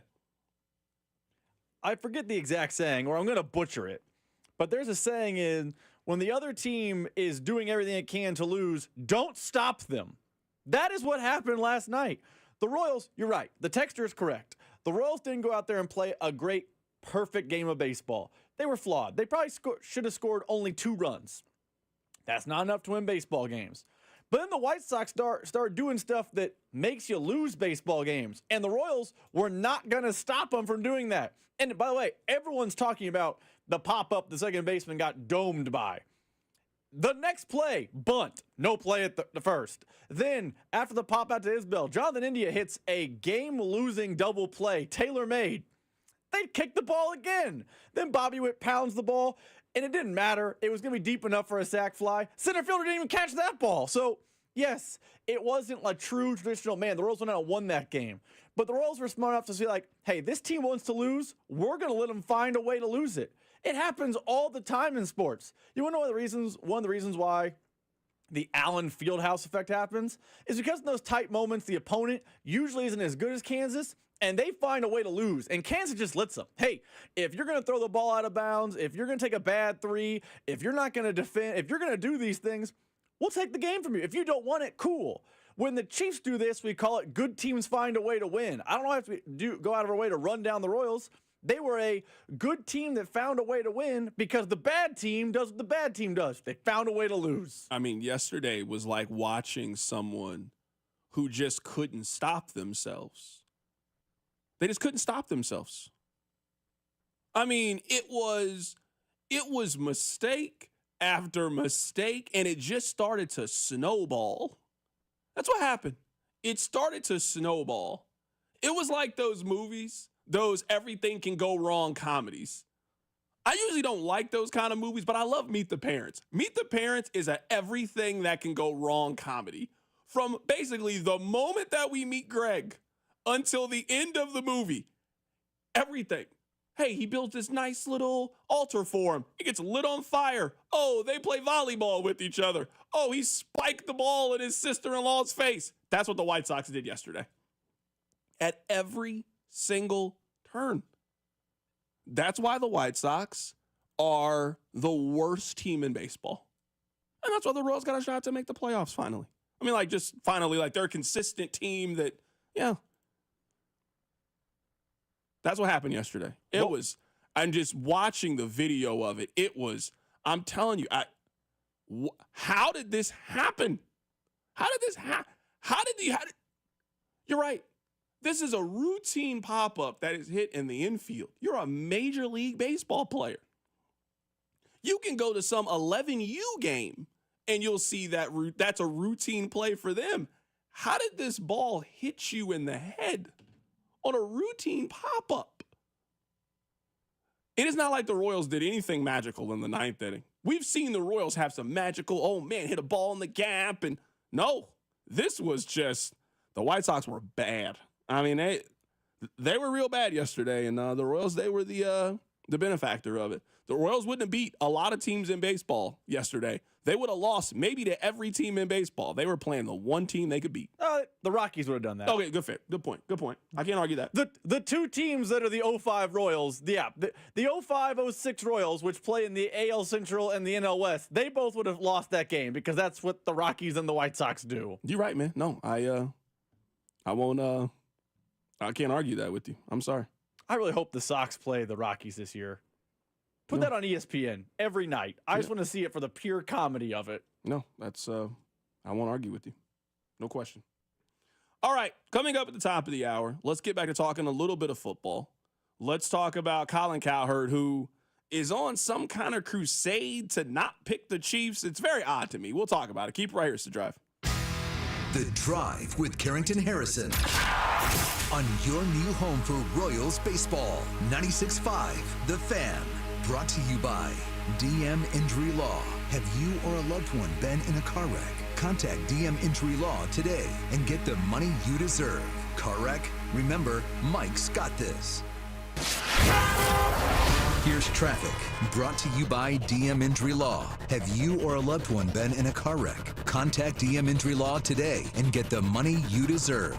Car wreck? Remember, Mike's got this. Looking at some slowdowns into Liberty, northbound 35 right about Pleasant Valley all the way through 152 Highway. Southbound 35 out of downtown looking a little sluggish as well from Cambridge Circle off and on all the way through Shawnee Mission Parkway. I'm Lori Pearson, 96.5 The Fan Traffic.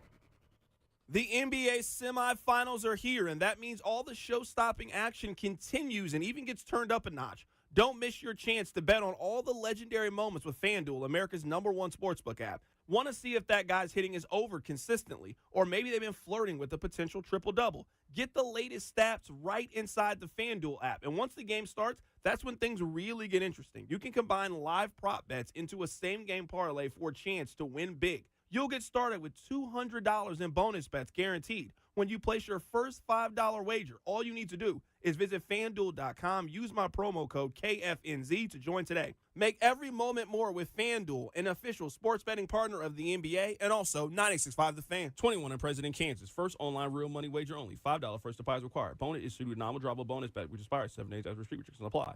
See terms at sportsbook.fanduel.com. FanDuel is offering online sports wagering in Kansas under agreement Kansas Star Casino, LLC. Gambling problem? Get up with your best bet. Call 1-800-522-4700. Raise the KansasGamblingHelp.com. New Harley-Davidson starting at $99 a month at Rawhide Harley. Over 600 Harleys in stock. Only $99 a month for a brand new Harley-Davidson at Rawhide Harley. Visit rawhideharley.com. Payments based on Nightster models and base color with 30% down, 84-month term, 6.99% APR with approved credit. Doesn't include freight, setup, tax, title, and license fees. See dealer for details. This summer, Casey's has 89-cent fountain and frozen drinks. But if you don't have 89 cents, you could check your center console, or dig between your couch cushions, or ask Grandma for $1, or just use your credit card. We take those too. 89-cent frozen and fountain drinks at Casey's all summer long. Restrictions may apply. See store for details. This report is brought to you by Surfside Iced Tea and Vodka and Surfside Lemonade and Vodka. Surfside Iced Tea and Vodka and Surfside Lemonade and Vodka. Proud partner of the Kansas City Royals. Each can of Surfside is only 100 calories and the best part, 0 bubbles. Grab it at the K or ask for it at your favorite bars and liquor stores. Buckle up and hang on. This is going to be a good one. The fans of Kansas Speedway know how to have a good time. One that celebrates fantastic finishes. Crash together. So close. And family-friendly facilities.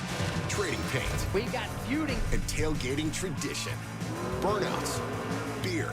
And barbecue. Oh, it'll for sure be a good time. And you are all invited.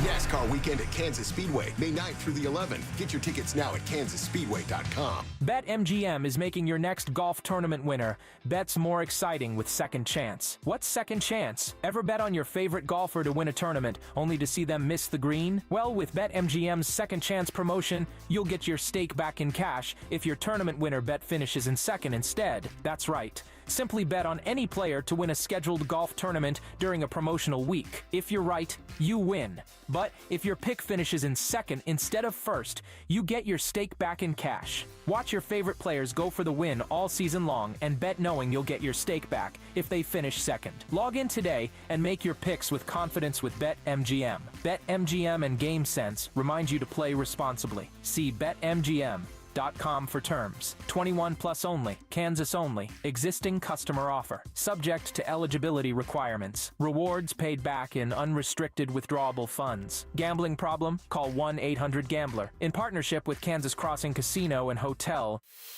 Cosentino's food stores are celebrating 77 years of serving Kansas City.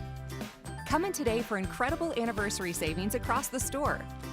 You'll find some of the hottest prices of the year, now through May 20th only.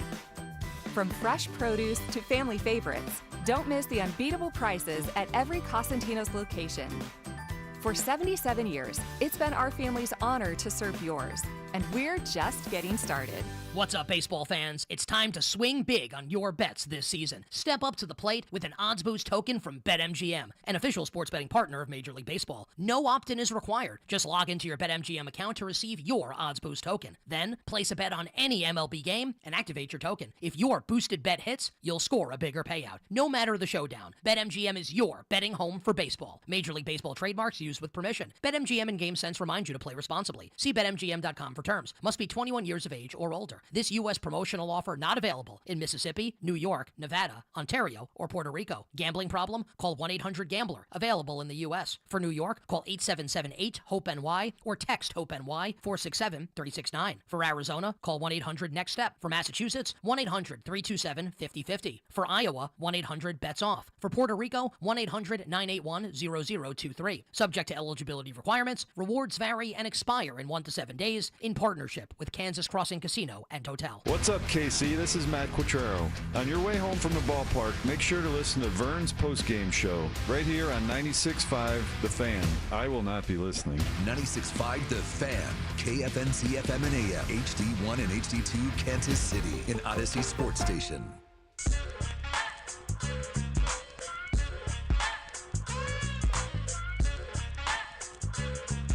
All right, welcome back into the show. My name is Carrington Harrison. Happy to be here. Rob is here. I'm here. You're here. We're having a great time. Hopefully you're staying dry. Rob, you think they're going to play tonight? You think they're going to be able to get 9 innings in, or you think the game's going to get washed away? You know, I don't know. I have the news on back here for weather because it's just on, and they're showing 80% chance at 5, but that chance wanes as the night goes on. So I don't know. I'm not a weatherman, but we'll keep an eye on it. I would say they wash it out, but the Royals have tried some stuff before. So we'll see what happens today. 913-586-7965. We'll continue to talk about the Kansas City Royals, who yesterday it is one of the most bizarre wins that the Royals have had in quite some time. And really no fault of their own, just the Chicago White Sox, being the Chicago White Sox. The 1-0 pitch. High fly ball, center field's going to end the game whether he catches it or not. He doesn't. It just drops, and the Royals win it. What a way to end the game. All right, let's get back to the NFL. Now, I'm certainly not telling anybody how to program their show. Certainly not Colin Cowherd, who might be the best at doing this job of anybody. But I think it's a little bit too early to be doing playoff predictions, and we don't even know the schedule yet. Can I at least know the order of the games? I feel like that's a pretty important part of why I pick a team to make the postseason versus not picking them to make the postseason. So I'm not ready to give my playoff prediction yet. I certainly feel a way about a team, but I think we're a little bit premature in locking in who we think is going to make the postseason. It's May. We got a long time until they start playing games. In fact, we got 4 months until they start playing football.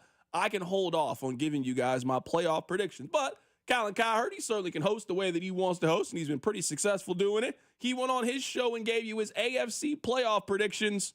I noticed something. Here, we'll play it. Let's start with the AFC. I would bet my car on this one. Bills win it. Dominant quarterback, not close and well coached. I'm predicting the Patriots will be the most improved team. Drake May actually has a coach. Next up, the AFC North. Even if Aaron Rodgers shows up, they're not beating the Ravens or Bengals. AFC South, I'm going to make a change. I think the Texans win it going away, and the Titans are a wild card team. And in the AFC West, I feel the same way. It's inches, not feet. I think the Chargers empowered their run game, and they're going to be a ball control offense. It'll be classic Jim Harbaugh in year 2. So my AFC playoff predictions: Bills, Ravens, Texans, Chargers, Patriots, Bengals, or New and Chiefs. On one side, I kind of feel away because I also feel that same way about the New England Patriots. Like, I kind of think the Patriots are going to surprise some people. Now, I don't feel that way about the Titans, but if you're asking me right now, I think I would pick the Patriots to make the postseason. I do like the improvements that they've made with their roster. I think there's a chance that the Patriots are actually kind of decent this year. That's neither here nor there.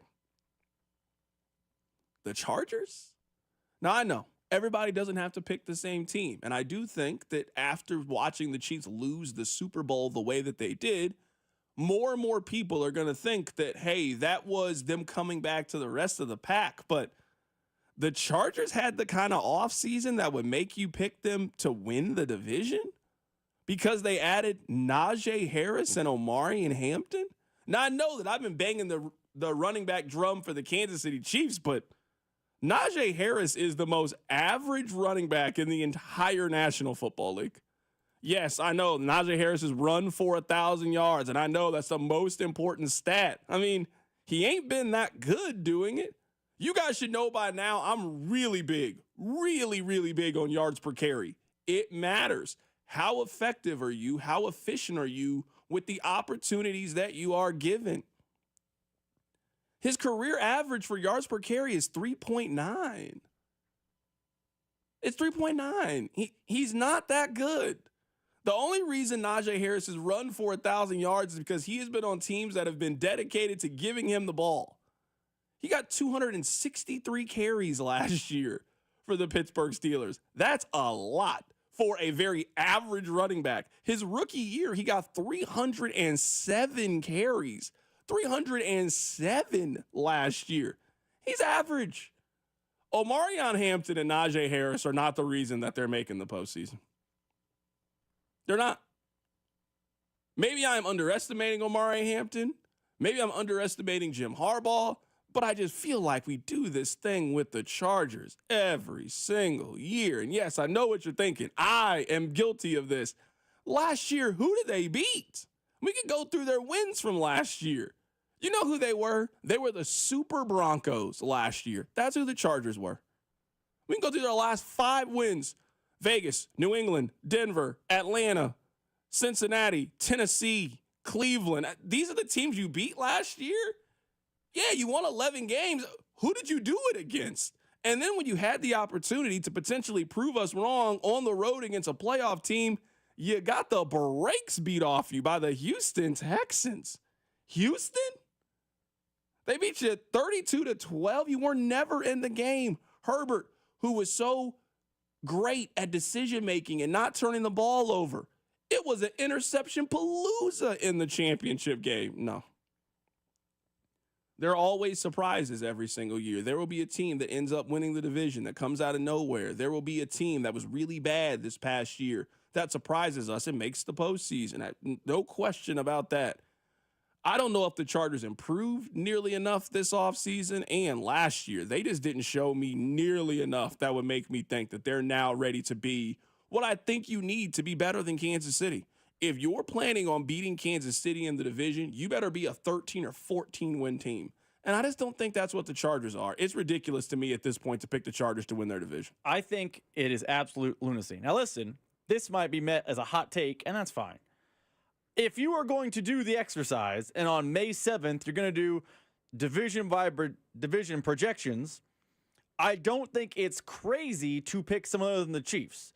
I don't think I would do it that way. I would pick the Chiefs win the AFC West. It's been basically a birthright for the last, 10 years? But I don't think it's outlandish to pick someone else. I think it's outlandish to pick LA. Denver, I think, is going to be the biggest of the Chiefs this year in the AFC West. They had a really good offseason. and they have a coach that's won a Super Bowl, and they have what appears to be the makings of a good quarterback. And I know the game didn't count in a lot of Chiefs fans' mind. Chiefs fans will say they were 15-1 and game didn't count, but they were 15-2, and the Broncos were one of the two. Like, yes, they feasted on a soft schedule, but I think the Broncos are the team that can take the step forward. And if it's December 7th, we're talking about a division race, I don't think it's, the Chargers are in it. I think about the Broncos because they might have the best defense in the AFC. I don't mind if a Cowherd or a Nick or a Kevin Wildes or pick a person on Cinco de Mayo is telling me that another team can win the AFC West. That's okay, whatever. I think it's foolish to say it's the Chargers. They've done nothing to have me scared as a Chiefs fan. Yeah, I'm also looking at the Broncos and their improvements. I don't think they've made nearly enough improvements to think that they've closed the gap that much between them and Kansas City, but they certainly gave Kansas City all they could handle last year in the one game that Kansas City actually tried against them. Sean Merriman, he is on his once a year. I am not picking the Chiefs to win the division. Here he is. If we take a look at the odds for the AFC West, FanDuel has them at plus 330 behind the Chiefs. They were 0-2 against the Chiefs last year. Do you think that the additions that they've made, and now it's Jim's second year, is that enough to close that gap? 100%. I'm not just saying it because, I'm a Charger and all. I believe they're going to win the division this year. I really feel that way. Let's and go. Don't want to take anything away from, Patrick Mahomes and that team. That Travis Kelce, as long as he's back, they always got a great team. They got a hell of a coach in Andy Reid. But truthfully, where the Chargers at and the jump that they made, remember before the season started last year, nobody saw the Chargers even being a playoff team. That was the exact same team almost that, minus Keenan Allen and some of these other guys, that Jim Harbaugh took over. Nobody saw them going to the playoffs. So if he's able to do that in 1 year's time, what are they going to be looking like this year with a full year under their belt? New guys, the coaching staff, everybody understands the system now. So if you don't think that they're not going to win a division, it's crazy not to say that I think they're the best team in the AFC West right now. Text line 913-586-7965. CDOT, don't kid yourself. You'll be picking them also. I will not. There are some things I am free of. I have freed myself from Justin Herbert. I freed myself. It was fair at one point in time to call me Chargers Dot, and I get it. It's a joke. I'll happily be Chargers Dot for you if that's what you need me to be. But I want it on the record here that I have denounced Justin Herbert. I don't want anything to do with them. He has fooled me way too many times. I actually don't think that Herbert gets nearly enough criticism for how bad he's been in the games that really matter. We get on Josh Allen for not coming through for his team. We get on Lamar for not coming through with this team. I mean, Justin Herbert has played 2 postseason games. He is completing 52% of his passes in those games. He has 4 interceptions in those games. 4. He's been terrible in those games, especially when you look at it in the regular season. In the regular season, he's really, really good in the regular season. He threw 3 interceptions last year in the regular season and threw 4 in 1 postseason game. So he is James Harden until proven otherwise. Yes, I'm sure the Chargers will win 9 to 11 games. They'll be in the wild card mix, and somebody will talk themselves into them. I am here to tell you right now, as a drive decree, it will not be me. It will not be me. I am not picking the Chargers to do anything this year. In fact, I want the Chargers to stay far away from me as possible this upcoming season. I'm moving on. I'm going to find a new team this year, but I will not pick them in any capacity. I want absolutely nothing to do with them. Coming up on the other side, Rob, I have to ask you a question. I actually don't think I've ever asked you this question before. I'll tell you what it is. Keep it right here. It's The Drive. The Drive with Carrington Harrison on your new home for K-State Athletics, 96.5 The Fan. Brought to you by DM Injury Law. Have you or a loved one been in a car wreck? Contact DM Injury Law today and get the money you deserve. Car wreck? Remember, Mike's got this. Men, is good enough really what you want with your sex life? This is Jeff for Heartland Men's Health, and if erectile dysfunction is making a bad bedroom experience for you and your partner, you should call us because you want your intimacy to be fantastic, both for you and the one you love. At Heartland Men's Health, our treatments have success rates of well over 90%. And because we're a medical practice focused on men's sexual health, we can offer many treatment options and even combine treatments to find the right one for you. Which means if you're like most of our patients, we can likely get you performing like you haven't in years. So make an appointment and make a change from good enough to really good. Your initial visit is just $99 and includes blood work, a medical consult, and if medically advised, a test dose. And if that test dose doesn't work in the office, your visit is free. Call 844-447-6600. That's 844-447-6600. Or go to heartlandmenshealth.com. We have 3 offices to serve you. Heartland Men's Health, a Promenic restorative health practice. Honey, our new James Hardy siding from Powell Exteriors KC looks so good. Our house went from worst to first. The neighbor waved at me today with her whole hand. I'm ready for phase 2 of our home transformation. Let's call Powell about that new deck. They're offering financing at 0% for 18 months on everything. You should call today at 816-656-1160 or take another look at their stunning work on powellkc.com, Facebook, and Instagram. I'm Jenna Fisher. And I'm Angela Kinsey. And together we have the podcast Office Ladies. Just because we finished rewatching The Office does not mean we're going anywhere. Every Wednesday, we'll be sharing even more exclusive stories from The Office and our friendship with brand new guests. Plus, you can revisit all the Office Ladies rewatch episodes every Monday with new bonus tidbits before every episode. So follow and listen to Office Ladies on the free Odyssey app and wherever you get your podcasts. This Mother's Day, be direct. Tell mom she shines without saying a word. At Diamonds Direct, we've curated a meaningful collection of timeless gifts for every budget, from birthstone rings and stackables to diamond pendants, pearls, and stunning earrings. So here's to Mom for her love, her strength, and always putting others first. This year, she deserves a gift that lasts a lifetime, and that's our specialty. Diamonds Direct, your love, our passion. If you're 55 and up, T-Mobile has plans built just for you. 2 lines of unlimited for just $30 a line. That's a 45% savings compared to Verizon and AT&T. But don't just take our word for it. It's not just the savings that are great with our T-Mobile plan. There's all this value from all these other things that T-Mobile offers. T-Mobile has been such a savings for us. We love it. Switch today and get 2 free 5G phones like the Motorola Edge with Turbo Power charging that gives you power for the day in just 15 minutes. And customers 55 and up can get 2 lines of talk, text, and data for only $30 a line. Go to T-Mobile.com/55 to learn more. With 24 monthly bill credits and 2 new lines with autopay for well-qualified customers, plus taxes, fees, and $35 per line connection charge. Credits end and balance due if you pay off early or cancel. Contact us, plus $5 per line without autopay. Debit or bank account required. 45% off 2 lines versus AT&T Starter and Verizon Welcome. Plan benefits vary. See details at T-Mobile.com. Motorola Edge requires 68-watt charger. Charger sold separately. Actual performance will vary based on usage and configuration. Thanks for calling Discover. This is Nia. Hi, Nia. It's Jennifer. Did you know that Discover automatically doubles all the cash back you've earned at the end of your first year? Yeah, I work here. Okay. I was just double checking. Get it? Because Discover automatically doubles all the cash back you've earned at the end of your first year? Oh, you get me, Nia. You could say that I double get you. I guess we've taken it too far. You earn, we match. Discover Cashback Match. See terms at discover.com/creditcard. Get in the zone, AutoZone. Welcome to AutoZone. What are you working on today? Worried about your battery and the heat? We get it. You don't want to get stranded somewhere with a car that feels like an oven. We've got you covered at AutoZone, America's #1 battery destination. Our free battery testing and charging service can help. And if you need a battery, we'll help you find a new one, no problem. Power through with free battery testing and charging at AutoZone. Get in the zone, AutoZone. Restrictions apply.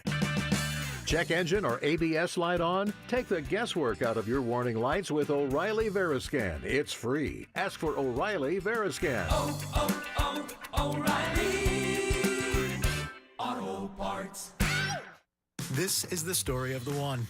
As a safety manager at a manufacturing plant, he does everything he can to keep his coworkers safe.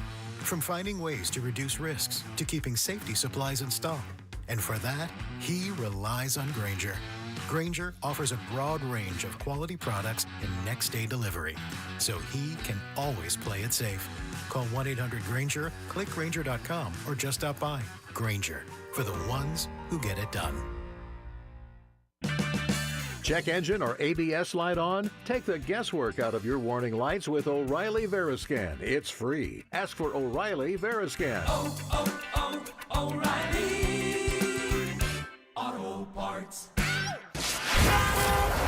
Here's traffic, brought to you by DM Injury Law. Have you or a loved one been in a car wreck? Contact DM Injury Law today and get the money you deserve. Car wreck? Remember, Mike's got this. Traffic looking really heavy northbound 435 on the Metro's northeast side, starting just about Winter Road. It hits 35 and branches off into some more slowdowns, 35 up to about 152 Highway. Also seeing some heavy traffic southbound lanes of 35. That starts at about 635 and lightens up by the time you get to 69 Highway. Also heavy at that 435 and 70 Exchange. I'm Lori Pearson, 96.5 The Fan Traffic. You're listening to 96.5 The Fan from the Mission Plumbing, Heating, and Cooling Studios. This is 96.5 The Fan, your home for Chiefs football. I have just a hodgepodge of thoughts that are in my head, and we will work through them over the next 20 minutes or so. My name is Carrington Harrison. Very happy to be here. Rob, the first thought I would like to get your opinion on is there was a local restaurant that came up on my TikTok feed. It was in Lawrence. I don't know how I got into Lawrence TikTok. I don't go there nearly enough to be given food recommendations, but it was a place. It was called Concept 23. Maybe you guys have heard of it. And they have something called a sushi pizza. Is this a place that you've heard of before? Is a sushi pizza something that you were interested in trying? I have never heard of Concept 23 before, ever in my life. Now, when I go to Lawrence, I may stick to what I know. I like to go to the places I've been to before. I gotta have my spots I like to go to. I don't know that Concept 23 is one that I've ever hit before, so I'm looking this up.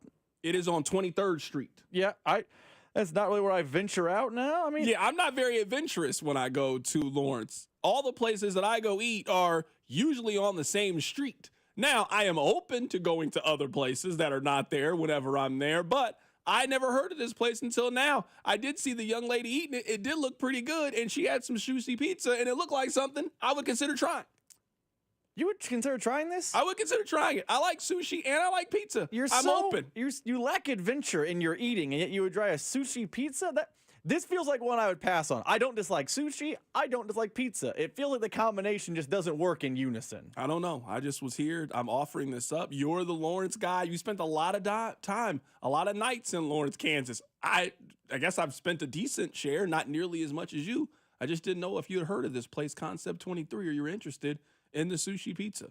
So I wanted to throw that out there. The next time you're in Lawrence, go stop by this place. Why don't you eat it and then report back and then let us know if it's good or not? It was on your TikTok. You go to Lawrence. I don't have any plans on going there anytime Aren't you soon. going to the home opener this year for Kansas football because you want to see the stadium?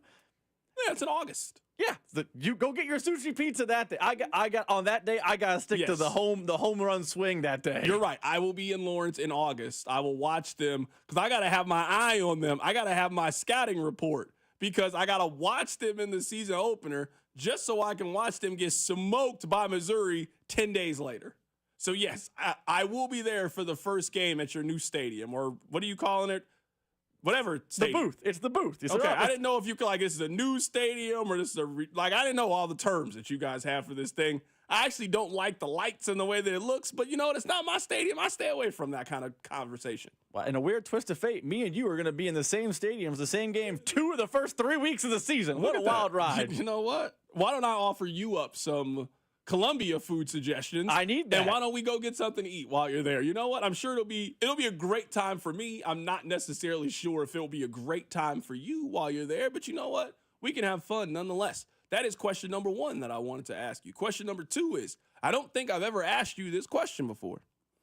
I believe that you and I agree on who the best quarterback is in the AFC. It is Patrick Mahomes. If I was making my power ranking, I would put Patrick Mahomes at number 1. Who do you think is the worst starting quarterback in the AFC? And I guess my 2B question with this is that as unanimous as who the best quarterback is? Because I don't think at this point there really is a debate on who you think the best quarterback is. And that's no disrespect to Josh Allen, no disrespect to Lamar Jackson, just the other guy's just better than you are. And sometimes that's how sports work. So I am willing to put that conversation in a box and not touch it anymore. I know who the best quarterback is for now and the foreseeable future. How about on the other end? Who is the worst starting quarterback in the AFC? Who is that person? I think as we currently sit, it is May 7th. I think the answer is obvious.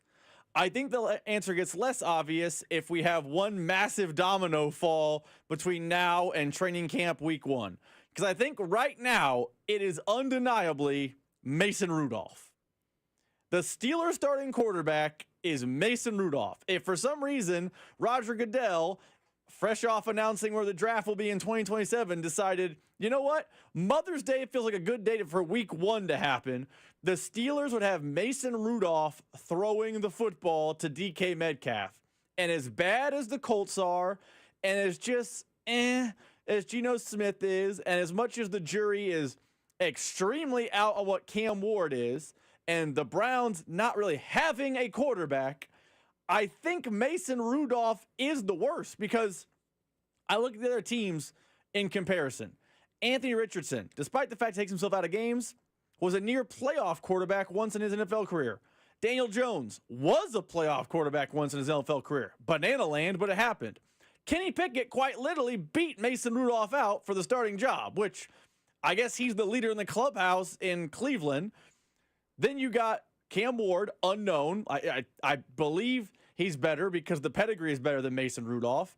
I'm just naming the ones that are in this ilk. Geno Smith, I know for a fact Geno Smith's better than Mason Rudolph. I'm pretty confident Drake May is better than Mason Rudolph. Like, as I look around the landscape of the AFC on May 7th at 4:24, the answer is Mason Rudolph. Now, that changes with one person coming out of the darkness and doing ayahuasca and telling me, let's go Steelers. That changes everything. But until that man does that, the answer is Mason Rudolph. You know what? I don't think it's Mason Rudolph. I don't think he's the worst starting quarterback in the AFC. I don't know what the Browns' plan is, but you can't feel good about what their plan is. One of their plans is Kenny Pickett, who at no point has proven to me that he is a starting quarterback in the NFL. The other one is Joe Flacco, who is 147 years old. And then you have 2 mid-round picks at quarterback, one of which the league didn't really seem that fond of about 10 days ago. So I don't know who the Browns starter is going to be, but I think the Browns are certainly at the front of this conversation. I'm going to throw one out there that I didn't hear you say. Maybe you didn't. I missed it. Are we sure it's not whoever starts for the Colts? I mean, their 2 options right now are Anthony Richardson, who has never shown that he is a good quarterback in this league. And then the other option is Daniel Jones. Now, I know that Daniel Jones has had a couple of decent seasons, and maybe he ends up proving it wrong. I mean, even the year they made the postseason, I mean, he wasn't that good. He threw 15 touchdown passes and had 5 interceptions. I mean, since then, in the 2 seasons since then, he has thrown 10 touchdown passes and 13 interceptions with a 74 quarterback rating. He has been bad, like genuinely bad the last 5 years of his NFL career. So I will throw another team out there. I actually think there is much more of an argument on who the worst quarterback in the league is, or in the AFC, than there is who the best quarterback. And again, that's no disrespect to those other guys. I'm not really here for your argument on why you think that Lamar Jackson's better than Patrick Mahomes. I'm not really here for your argument on why you think Josh Allen. I think we've seen it proven itself out too many times on the field to engage anybody that wants to have that conversation. You're right. There's about 4 or 5 teams that they are hopeless at the position this year. The Colts are hopeless this year at the position. And the Colts' best chance is to lose this year and then start the process over next season.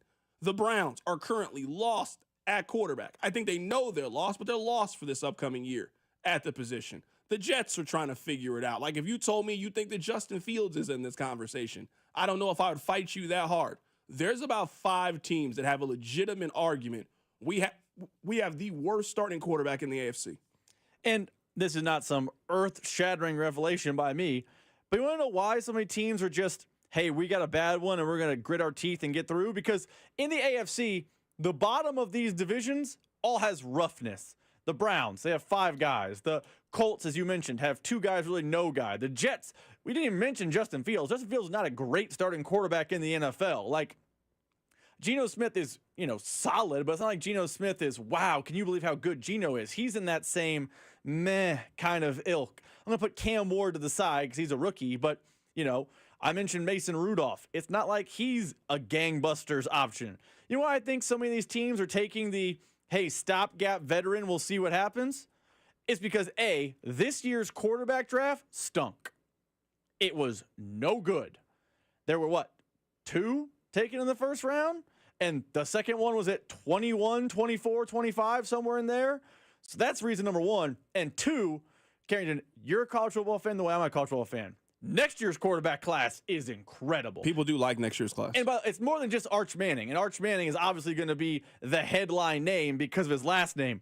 But Nussmeier from LSU is really good. I know Nico Iamaleava got a lot of grief this offseason for chasing the bag. He's actually a good NFL. He has a chance to be a good NFL quarterback. There are a lot of more. I could name guy after guy after guy who right now is in college football, and you think, oh, he can be a viable starter somewhere in the NFL the ensuing season. Lenore Sellers at South Carolina. People rave about his ability. Like, there are a ton of really good NFL prospects in college football for the upcoming season. So I think if you're a team like the Jets or the Colts or the Browns or the Steelers, you just got to find a veteran and ride it out. And if that veteran takes you to 3-14, then you could be in the money in 2026. But being 3-14 headed into this season was no good for anyone.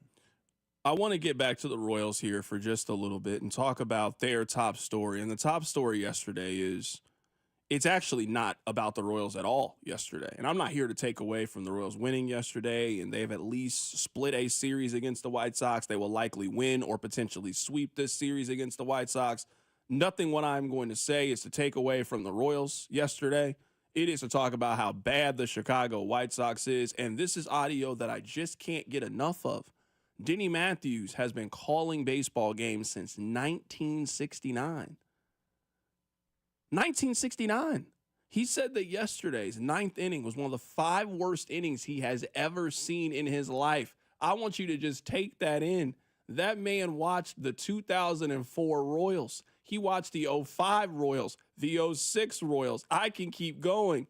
Denny Matthews had a front row seat for all of this, and he thinks the White Sox, what he saw from them, is worse than some of those Royals teams. It is incredible to me. Lead at first, in comes the pitch. Jammed him in a high pop-up on the infield. And it's off the glove of the second baseman. They're going to throw the ball to second widely. They had a force play there. And here you go. The White Sox are on the verge of burping up this game. It's the old story, folks. He squares to body, gets it down. How are they going to mess this one up? No throw. Boozer picked it up, had no play. And the bases are loaded. And the White Sox are on the verge of handing the Royals the game. So I started to say it's a familiar refrain, same old story. Good teams figure out a way to win in the late innings. Bad teams figure out a way to lose in the late innings. And boy, if we haven't seen a perfect example of that right here in front of us in the last 5 minutes, then you need another videotape, because this is just a perfect example. Jake, you said it off air. You said that might be the worst 9th inning of any major league game I have ever seen. And I've seen a few, and it would probably make my top 5. That was, it's up there. It was embarrassing. Again, you have to factor in how long Denny has been calling baseball games. And I've talked to Denny Matthews enough. You've heard him on this show enough. Denny is not somebody that speaks in hyperbole. What we watched yesterday was one of the greatest collapses that we have ever seen at Kauffman Stadium. It was.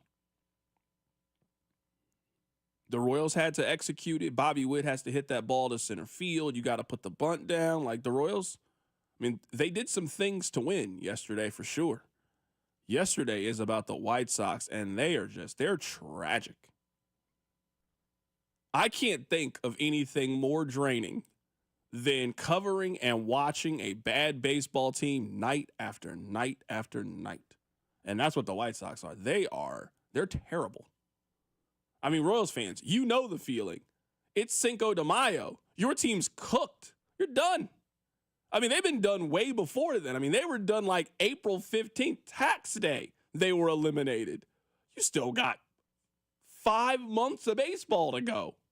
4.5 months of baseball to go. You got to keep watching and following that team, what they did yesterday.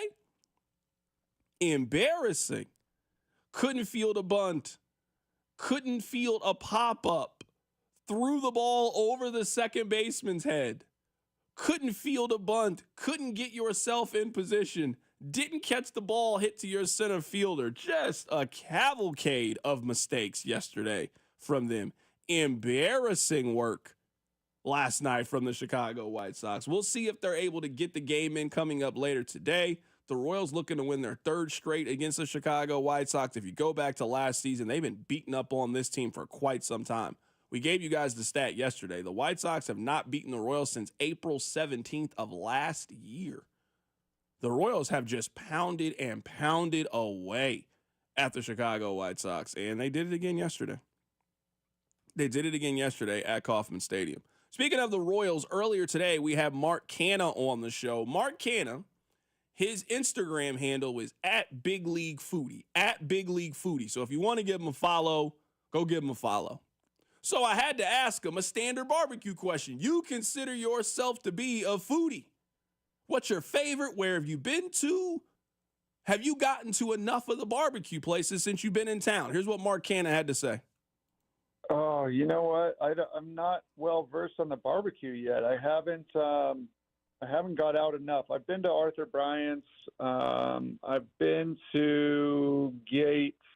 Between those two, I don't know. I kind of thought they were very similar. This was actually the times I went to those. I was doing it as a visiting player.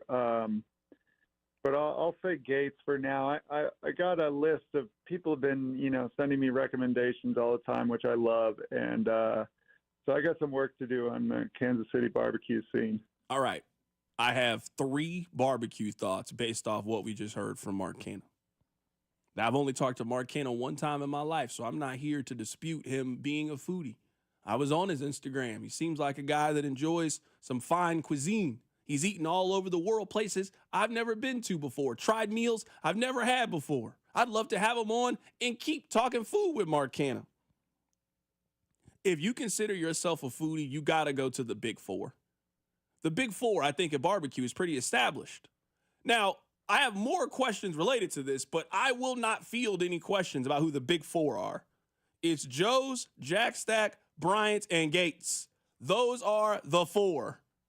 If you are telling somebody who is from out of town and they've never been to Kansas City barbecue, you have to go to your foundation is these 4. Rob, my first question to ask you is, have we gotten to the point in the same way that I was making the argument yesterday that the top 4 quarterbacks in the NFL is done? I will not listen to you. If you do not have Joe Burrow in your top, I'm not listening to you. If you don't have Josh Allen in your top 5 quarterbacks, there's not a conversation that you and I need to have about this subject. Now, I'm not saying these have to be your favorite 5. That's different to me. But if we are talking long-standing tradition, popularity, history, culture, these are the undeniable 4. Is Q39 number 5? It's a great That's question. question 1. Because again, I am not arguing these 4. I don't care. If you were telling me you like another place more than these, sure, I do too. But Arthur Bryant's has been there since 1912. Arthur Bryant's is on this list. I'm not listening to your this is on 100. No, it's this is in the it's on the Mount Rushmore.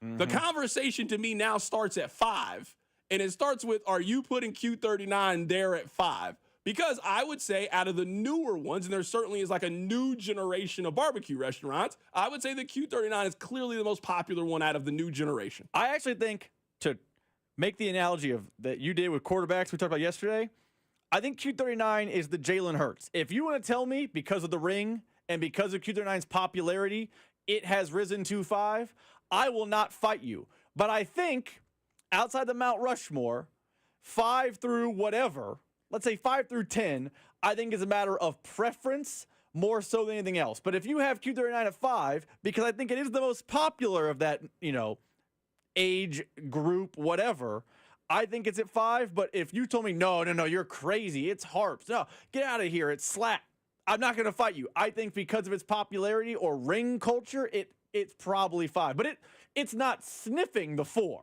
Okay, I agree with you. Now let me ask you this. Is this a question? Is this a question that is a little bit too America's? Because I think if you ask a lot of people, I think number 5 might be LC's.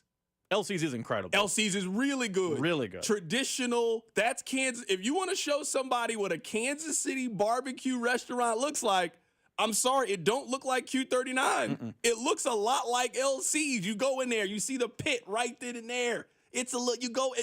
LC's is phenomenal food. Close to the stadium, LC's would make a lot of sense.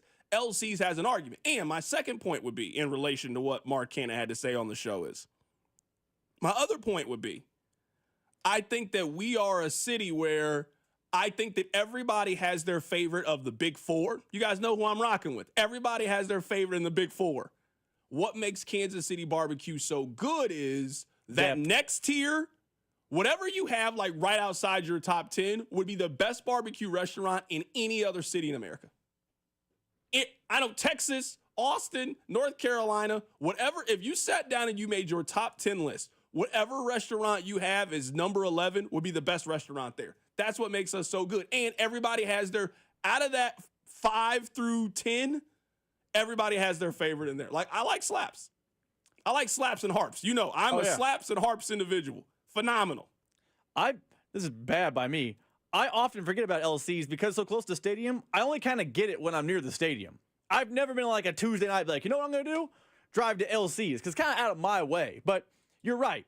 What makes Kansas City the best is not that number 1 versus number 1 Kansas City wins, which I still think that happens. Like if you put Franklin Barbecue in Austin up against whoever you want to pick at number 1 in Kansas City, I think Kansas City is better. But if it's 50-50, whatever, it's the depth. It's what's the old saying for teams that don't have a quarterback? We might not have number 1, but players 2 through 53, we're as good as anyone. That's Kansas City barbecue. 2 through 53, they are stronger than any other city in America. This is actually a really good question. CDOT, I think that 5 through 10 is a much more interesting conversation through 1 through 4.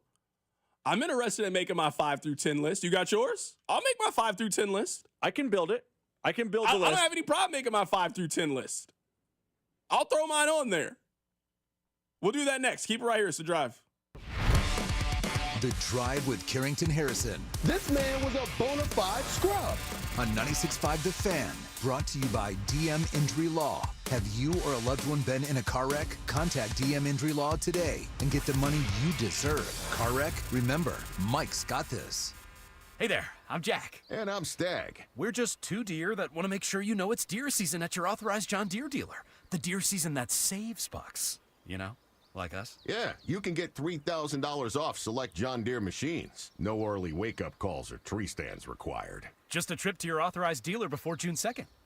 If you ask us, it's the only deer season worth celebrating.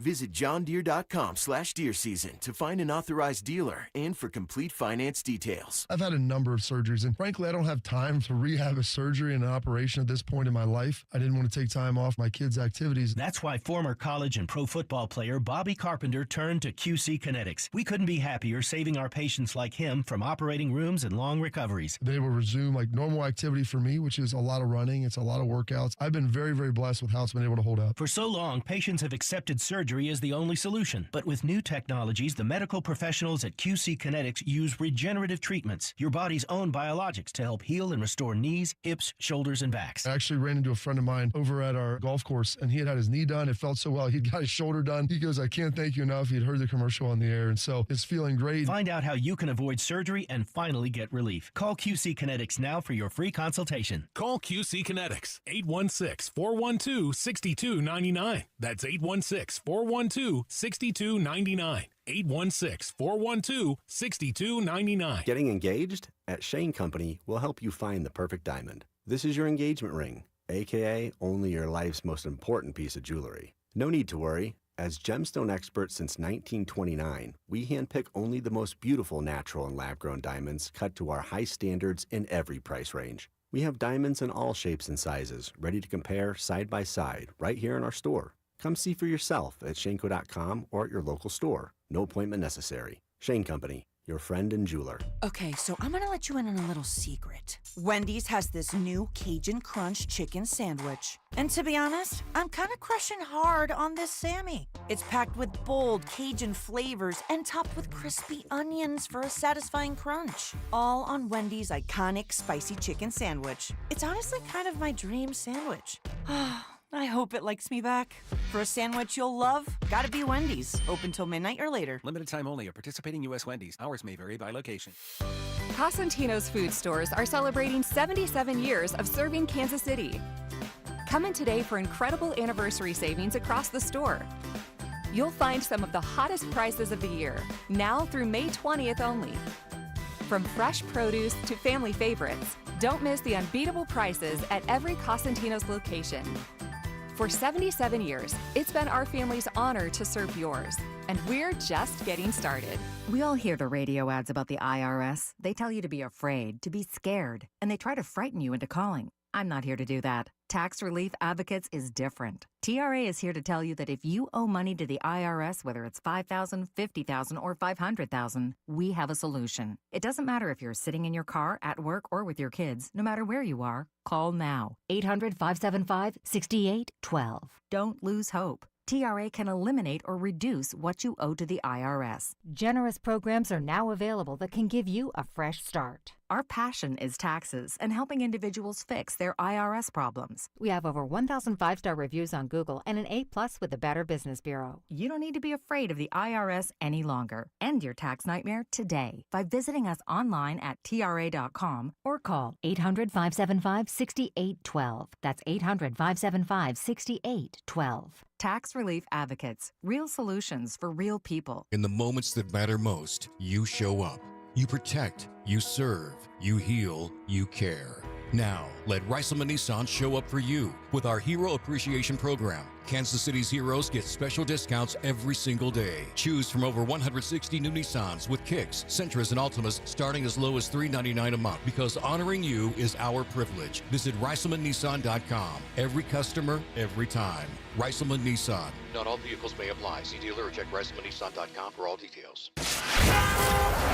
Here's traffic, brought to you by DM Injury Law. Have you or a loved one been in a car wreck? Contact DM Injury Law today and get the money you deserve. Car wreck? Remember, Mike's got this. Seeing a two-car crash westbound 435 right at Row on the right shoulder, but traffic heavy back to the 69 Highway Exchange. Also some slowdowns into downtown, northbound 35 and northbound 71. I'm Lori Pearson, 96.5, The Fan Traffic. Hey Kansas City, it's Michael Waka. Welcome into The Drive with Carrington Harrison on your home for Royals baseball. 96.5 The Fan. All right, we stumbled across this conversation based off we had Mark Canha on the show earlier today. Mark Canha, his Instagram handle is at Big League Foodie. He has only been to 2 barbecue restaurants in the city. Oh, you know what? I'm not well versed on the barbecue yet. I haven't got out enough. I've been to Arthur Bryant's. I've been to Gate. Between those two, I don't know. I kind of thought they were very similar. This was actually the times I went to those. I was doing it as a visiting player. but I'll say Gates for now. I got a list of people have been, sending me recommendations all the time, which I love. And so I got some work to do on the Kansas City barbecue scene. All right, so this is the conversation that we stumbled upon, and we'll get back to the Royals coming up at the top of the hour. But right now, this is more important than that. I think the top 4 is undeniable. I'm not willing to listen. Joe's has been around too long. Jack Stack, Arthur Bryant's, Gates. We're talking of institutions in this city. I'm not willing to debate their place with you. So I'm putting those 4 aside. That's the Mount Rushmore of Kansas City barbecue. I'm sorry, your place that just popped up 6 years ago, we're not going against a 70, 80-year tradition with someone through 10 is more interesting than 1 through 5. All right, cool. So since we started at 4, I am going to give you my 6, and I'm also going to give you my honorable mention. You're not going to give 5? You mean 5, right? I did 5 through 10. Yeah. Okay, I just want to make sure. You said starting at 6. I'm like, why are we skipping 5? No, I'm saying is, so 5 through 10, that's 6, yeah. So this is what I have. Now, I don't want to put it in order because I don't want no smoke. I don't want any smoke. Don't be a coward. I don't want no smoke. No, I'm not. I don't want no smoke. I put mine in my order, you coward. I don't want any smoke with anybody. None. All right, if you want me to do it in order, this is how I would do it. I would put LC's at 5. I would put Slaps at 6. I'd put Harps at 7. I'd put Q39 at 8. I'd put Buck Tooie at 9, and I put Scott's Kitchen at 10. By the way, I'll give my list a minute. I am so happy you have Buck Tooie on the list. I had Buck Tooie at 10. Buck Tooie's really good. Harps and Buck Tooie are the most underrated barbecue restaurants in Kansas City. Slept on. Agreed, 100%. No, Buck Tooie's in my. I went to that little barbecue fest out at Arrowhead, and they had this like pork belly burnt in. It was some of the best food I've ever had. I don't know if they serve that regularly out at the place. I don't know. I've never been to the location. I've had like 3 or 4 times. I've never actually gone. Every time I've had it, it is amazing. So yes, Buck Tooie is making my list. So that's how I would rank it. If I'm removing those other ones, LC's at 5, Slaps at 6, Harp 7, Q39 8, Buck Tooie 9, Scott's Kitchen at 10. My just missing, by right outside the top 10, I have Big T's and I have Burn-In Barbecue. That's my top 12. Okay, so here's what I got. I got Harps at 5. Harps. It's now out by me, too. Like, I can't speak highly enough about Harps. Harps is fire. Just incredible. 6 is Chef J. Chef J down the crossroads is incredible eats. There were 2 places I haven't eaten at enough to put on the list. Chef J's and Jones. I just haven't eaten there enough. That's fair. I haven't eaten there enough to put them on the list. So maybe I got to put them as like I just don't have enough information to rank them. But I can't put Chef J on my list. I haven't eaten there enough to put him on the list. And Chef J's hours are a little bit difficult, and but Chef J, you know how I love the Crossroads area too. Great barbecue and a great area of town. Which is crazy you love it so much given the fact that you chose to live as far away from the Crossroads as possible. I couldn't have lived further away. I have Chef J right after Harps, Q39 at 7, Slaps at 8, LC's at 9, and then Buck Tooie at 10. You need to go to Chef J more often because they will find a way into your top 10. They will find a way into your top 5. Chef J is the only place I've been where I'm like, this is Harps level competitive. Okay. What else you got? Q39, Slaps, LC's, and Buck Tooie. I feel like we know the restaurants in 5 through 10. It's just a matter of preference. I'm lower on LC's because I just don't go there as often. It's kind of off the beaten path for me. Slaps is really good. But again, kind of off the beaten path. Q39 solid, but not like wow. But yeah, Q39 at 7, and then like I said, Buck Tooie at 10. Let me ask you this. Is Q39 about the food or the experience? Can it be both? The food is good and the experience is good too. Okay. I'm just asking. Do you know what place I think has... Because to me, and this is my perception of Q39, part of it is it's kind of difficult to get into. There's always a line. The place is kind of small, so it creates that like supply and demand. So then when you finally go, it's like, oh man, I'm at Q39. Are you going to Q39 because you love the food, or it's just cool to say you ate at Q39? I think it's both. I think the place you're describing that has the cool vibe and the barbecue is just okay. Char Bar. I like Char Bar. I think if Char Bar didn't have that little back patio area, no one would talk highly of Char Bar. People talk about Char Bar because you can get a beer and you can hang out in Westport and then go get barbecue. That is part of the charm of the place. It's the whole allure is it's a cool vibe. The actual barbecue itself. Would you ever be like, I want Char Bar to go? Of course not. No one would say that. That's how the way you feel about Cougar Nines, I feel about Char Bar. It's just cool vibes. Text line 913-586-7965. I appreciate you guys going on this detour with us. If you want to let us know your maybe outside of the Mount Rushmore list, or you want to comment on who you think the honorable mention would be. Have you ever eaten at Big T's before? I've never had Big T's. Big T's is definitely a Two Americas barbecue place. Have you ever had Meat Mitch before? I have once. Okay. Not a lot. That also seems like a Two Americas place. Yeah, it's like a Two Americas place. You're not wandering around 119th and Road to get barbecue. You know what I just had recently? I just had Rosedale barbecue, maybe like the last 10 days or so. It actually wasn't that bad. I was like, this is actually pretty good. Rosedale's got good sides, too. It's pretty good. It's not bad. I had like one of those like big sandwiches. It was cool. No, I enjoyed my time at Rosedale barbecue. The problem with Rosedale for me is like, if I'm in that area of town, I'm getting tacos. Like, it's too close to the taco trail for me to be like, oh, let me get barbecue. I feel the same way about, I've never been to, was it Danny Edwards? I've never been there. I ain't never heard of that place. Where's Danny Edwards at? It's in that same area on the boulevard. Oh, okay, my bad. No, I'm not super familiar. If I'm ever in that area, I'm getting tacos. I know a Bob Edwards. I don't know a Danny Edwards. What's he known for? What's his thing? I don't know. I've never been there. I just see it down on the boulevard. Okay, well, Danny Edwards, if you want to come on the show tomorrow, come on the show and we'll talk to you about your restaurant because I don't know anything about it. That's what we should do one day in the summer. We should just interview people that run barbecue restaurants. I just want to know more about them. I want to meet. Is this Meat Mitch? Is that a real person? It has to be named the person that for Meat Mitch. It has to be a Mitch, right? I mean, I presume, yeah. I don't know. I'd love to talk to him. I've never met Meat Mitch. Somebody's saying that Meat Mitch and Char Bar are the same owners. So maybe you've already eaten there before because you've eaten at Char Bar. I also didn't have Meat Mitch in my top 10 for the record. Oh, I didn't know. I'm just asking. Throwing that out there. Let me know what you guys think. 913-586-7965. The special thanks to Mark Canha, who was on the show earlier today. He was very instrumental in the comeback yesterday. He got the walk that really got things going. He scored the tying run, and then they won in the ninth inning off a single from Bobby Witt Jr. We'll talk more about yesterday's game coming up on the other side. We'll see if they're going to have a game coming up later today. Keep it right here. It's The Drive. Hey, it's Lucas Ursig from the Kansas City Royals. You're listening to The Drive with CDOT on 96.5 The Fan. Brought to you by DM Injury Law.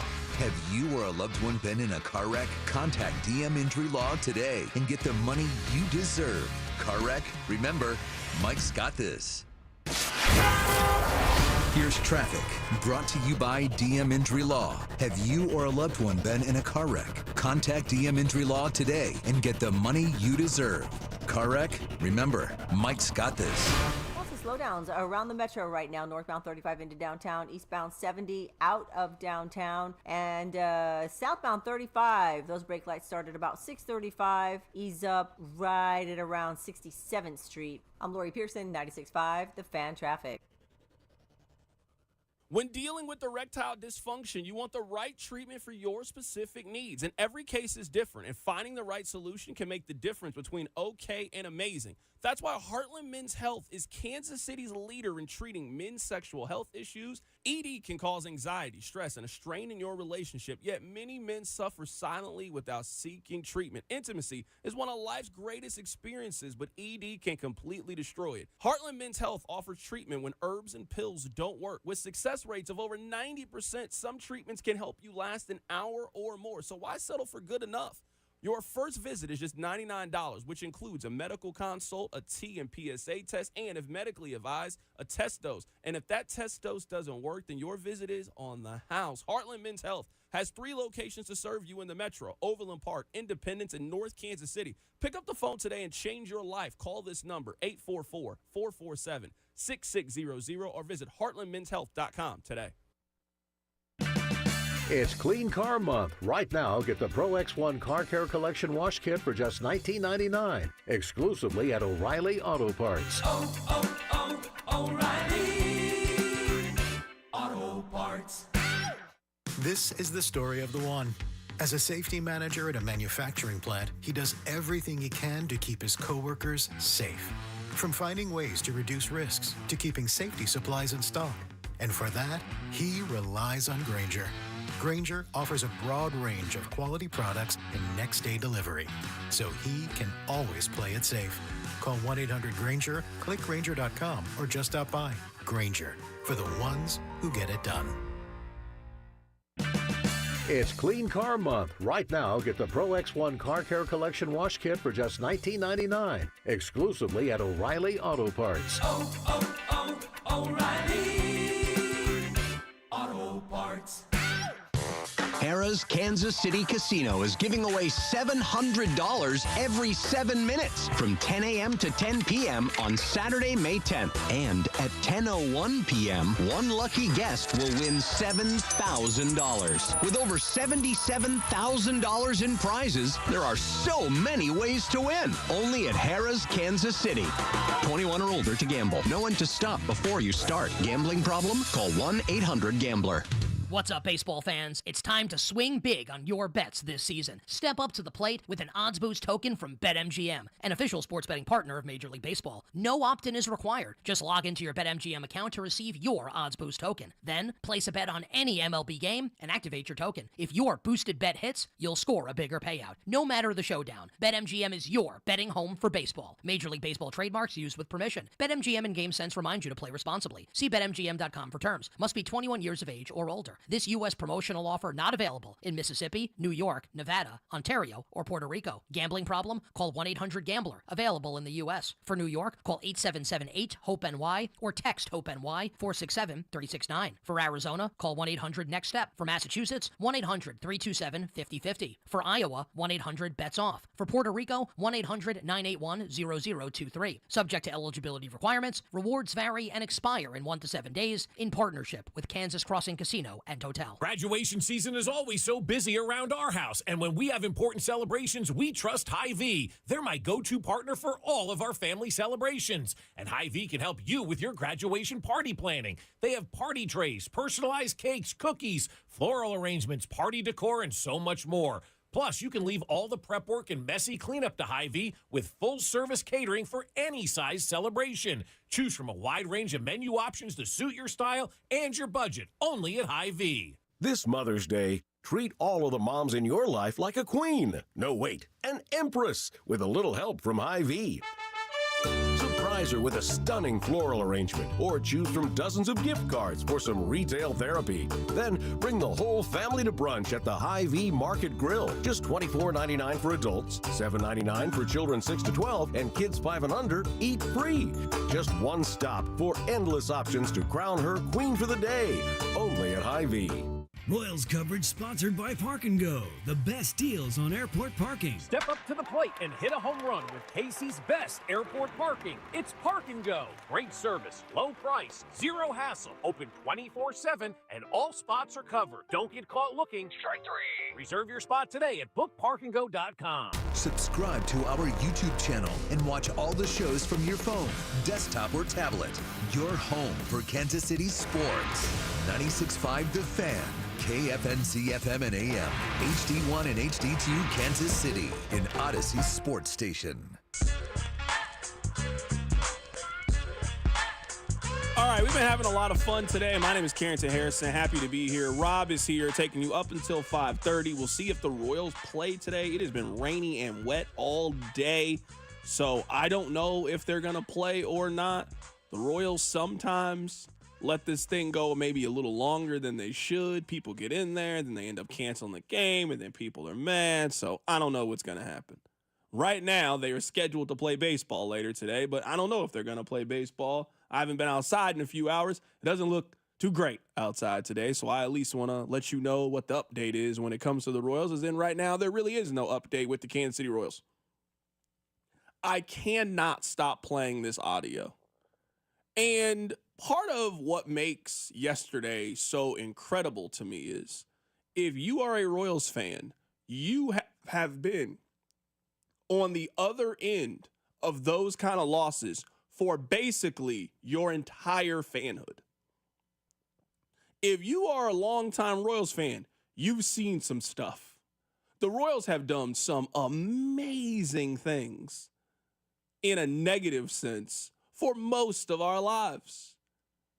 I mean, we can think of like 5 Ken Harvey incidents just off the top of our head.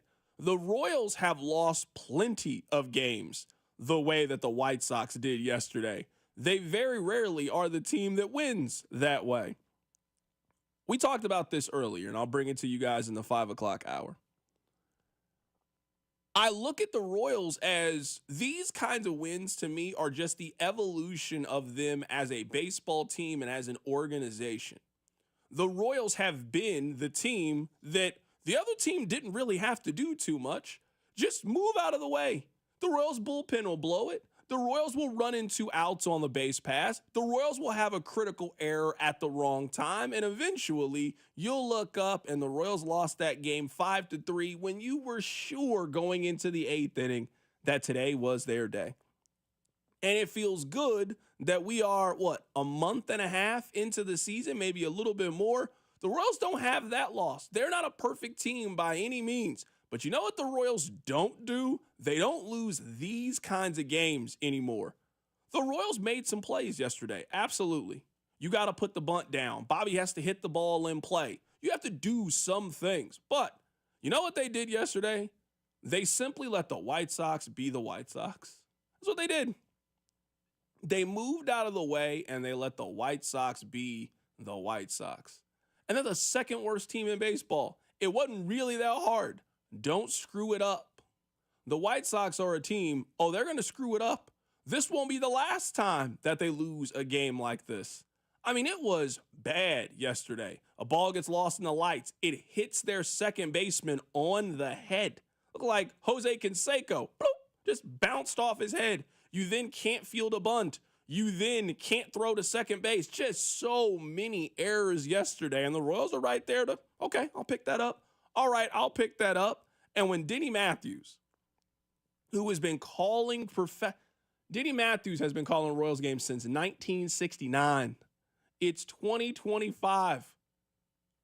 He's been there, game in, game out, from the beginning. When Denny Matthews says the things that he says in this clip, it is so funny to me. I think I know Denny fairly well. He's been on the show now, for a decade? We talk to Denny once a week. Denny last year told me that he believes the White Sox are the worst team he's ever seen. That's somebody who used to call games for the 04 Royals. That's somebody who called games for the 05 Royals. Denny is in his 80s. He ain't really mincing words at this point. That's the worst baseball team I've ever seen. He said yesterday that the White Sox 9th inning is one of the 5 worst innings he's ever seen in his life. Listen to this. Lead at first, in comes the pitch. Jammed him in a high pop-up on the infield. And it's off the glove of the second baseman. They're going to throw the ball to second widely. They had a force play there.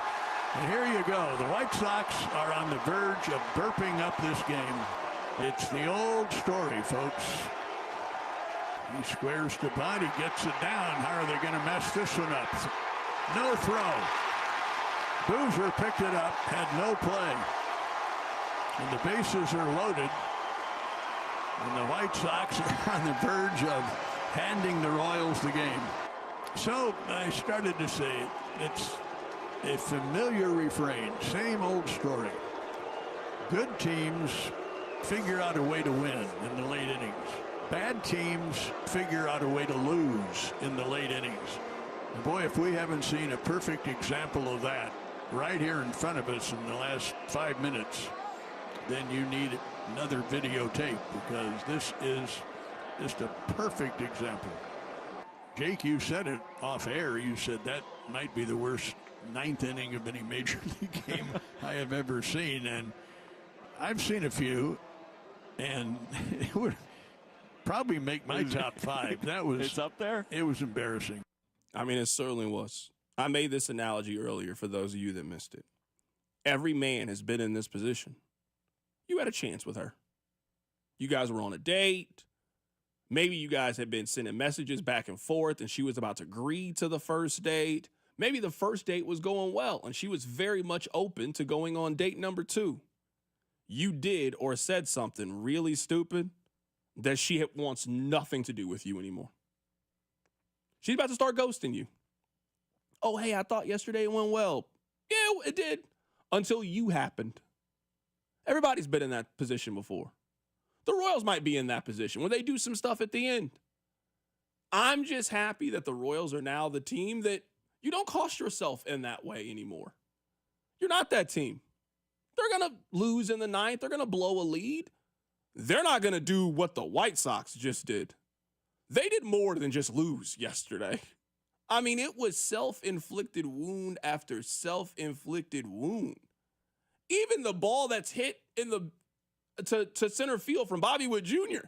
just looks like the guy just, to me, doesn't matter. I mean, doesn't matter if I catch it or not catch it. I mean, I can't throw this guy out. Just everything about the final 5 minutes, the final inning, just was a team that looks like they have no hope, no direction, no optimism, no nothing. I'm just happy that the Royals are no longer on that end of it, that they have come out on the other side. And we talk about all the time in the NFL, there is a difference between Super Bowl contending teams and playoff teams. There's a difference. The Royals, I think, have proven they are a playoff team. They were a playoff team last year. They look like they're trending to be a playoff team again this year. This is what it looks like when a playoff team plays maybe the worst team in baseball. That's what it looks like. That's the difference. The Royals are not losing this series to this team. They didn't lose the series last year to them. There's nothing that has changed with the White Sox that would make me think that they're about to take this series from the Royals. Nothing. They were bad yesterday. They were really, really bad yesterday. So that is story number one, what happened with the Royals last night in their game, and we'll see if they play later today. It doesn't look like the weather could possibly not cooperate. All right, Rob, let's talk about the trade. You and I haven't talked a whole lot about the George Pickens trade that sent him to Dallas. Sometimes there are moves where I think benefit both sides. I think a lot of times with trades, we always talk about like who won the trade, who lost the trade. Like, can't both teams win the trade? Like, both teams equally benefited from this trade. If you're Pittsburgh, I don't think you can move forward anymore with George Pickens. I don't think that George Pickens is a winning player. I don't think that he is a player that contributes to the winning culture of your team. Sure, he puts up nice fantasy football numbers. He'll have 900 yards this year. He'll have 3-4 touchdowns. He'll have a couple of games that if you put him in your daily fantasy lineup, he's the difference in you making money and not making money. There's no question that he can put up numbers, and I think he's proven that. He proved that at Georgia. He also has proved it in the NFL. There's a reason why he was off some team's board. There is a reason why he wasn't a first-round pick. There is a reason why he was traded before his rookie contract is up. We're talking about a 1,000-yard receiver still on a rookie deal, and a team just said, we can't do this anymore. You guys got him. I mean, we'll take a third-round pick in next year's NFL draft. We don't want him. We'd rather have the draft pick next year than the player right now on the final year of his rookie deal. We are not paying him, and we don't want him around anymore. I know that there is frustration that the Chiefs didn't select George Pickens and they ended up taking Sky Moore instead.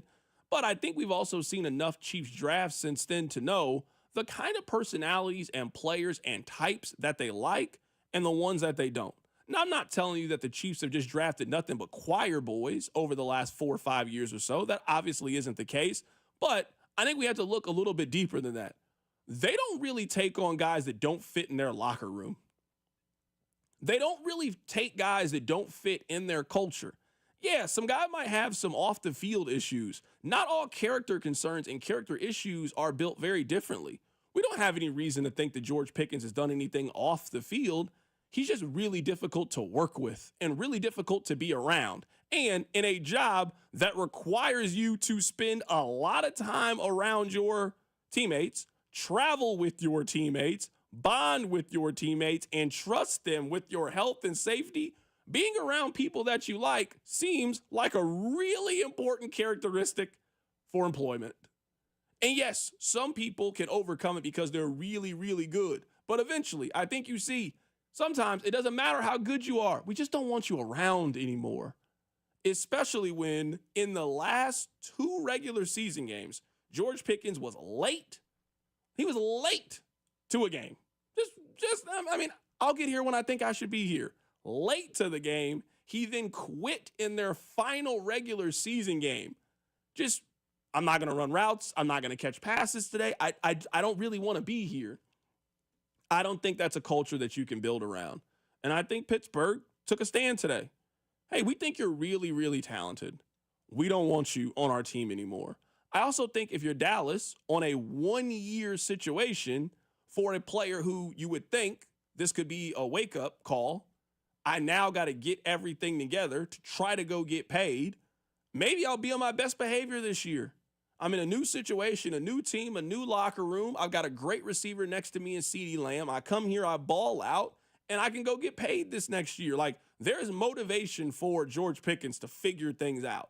But I think we have now enough evidence and enough proof. I see, and I've seen for quite some time, exactly why the Chiefs didn't go get George Pickens. Yes, he's very, very talented. Yes, he's better than McCole Hardman. Yes, he's better than Juju. Yes, he's better than Sky Moore. I don't think he would have fit in this locker room. I can just see it after a game. The Chiefs win 24-7, and George Pickens is mad he didn't get enough targets or Mahomes didn't look his way. And I think the Chiefs looked at Pickens and said, yes, he's talented, but that's just not the kind of player that we want to deal with in our locker room. And they made the wrong decision about Sky Moore. There's no question. They made the right decision in not bringing George Pickens in and not using a draft pick on him. Me and you see the whole George Pickens situation totally eye to eye.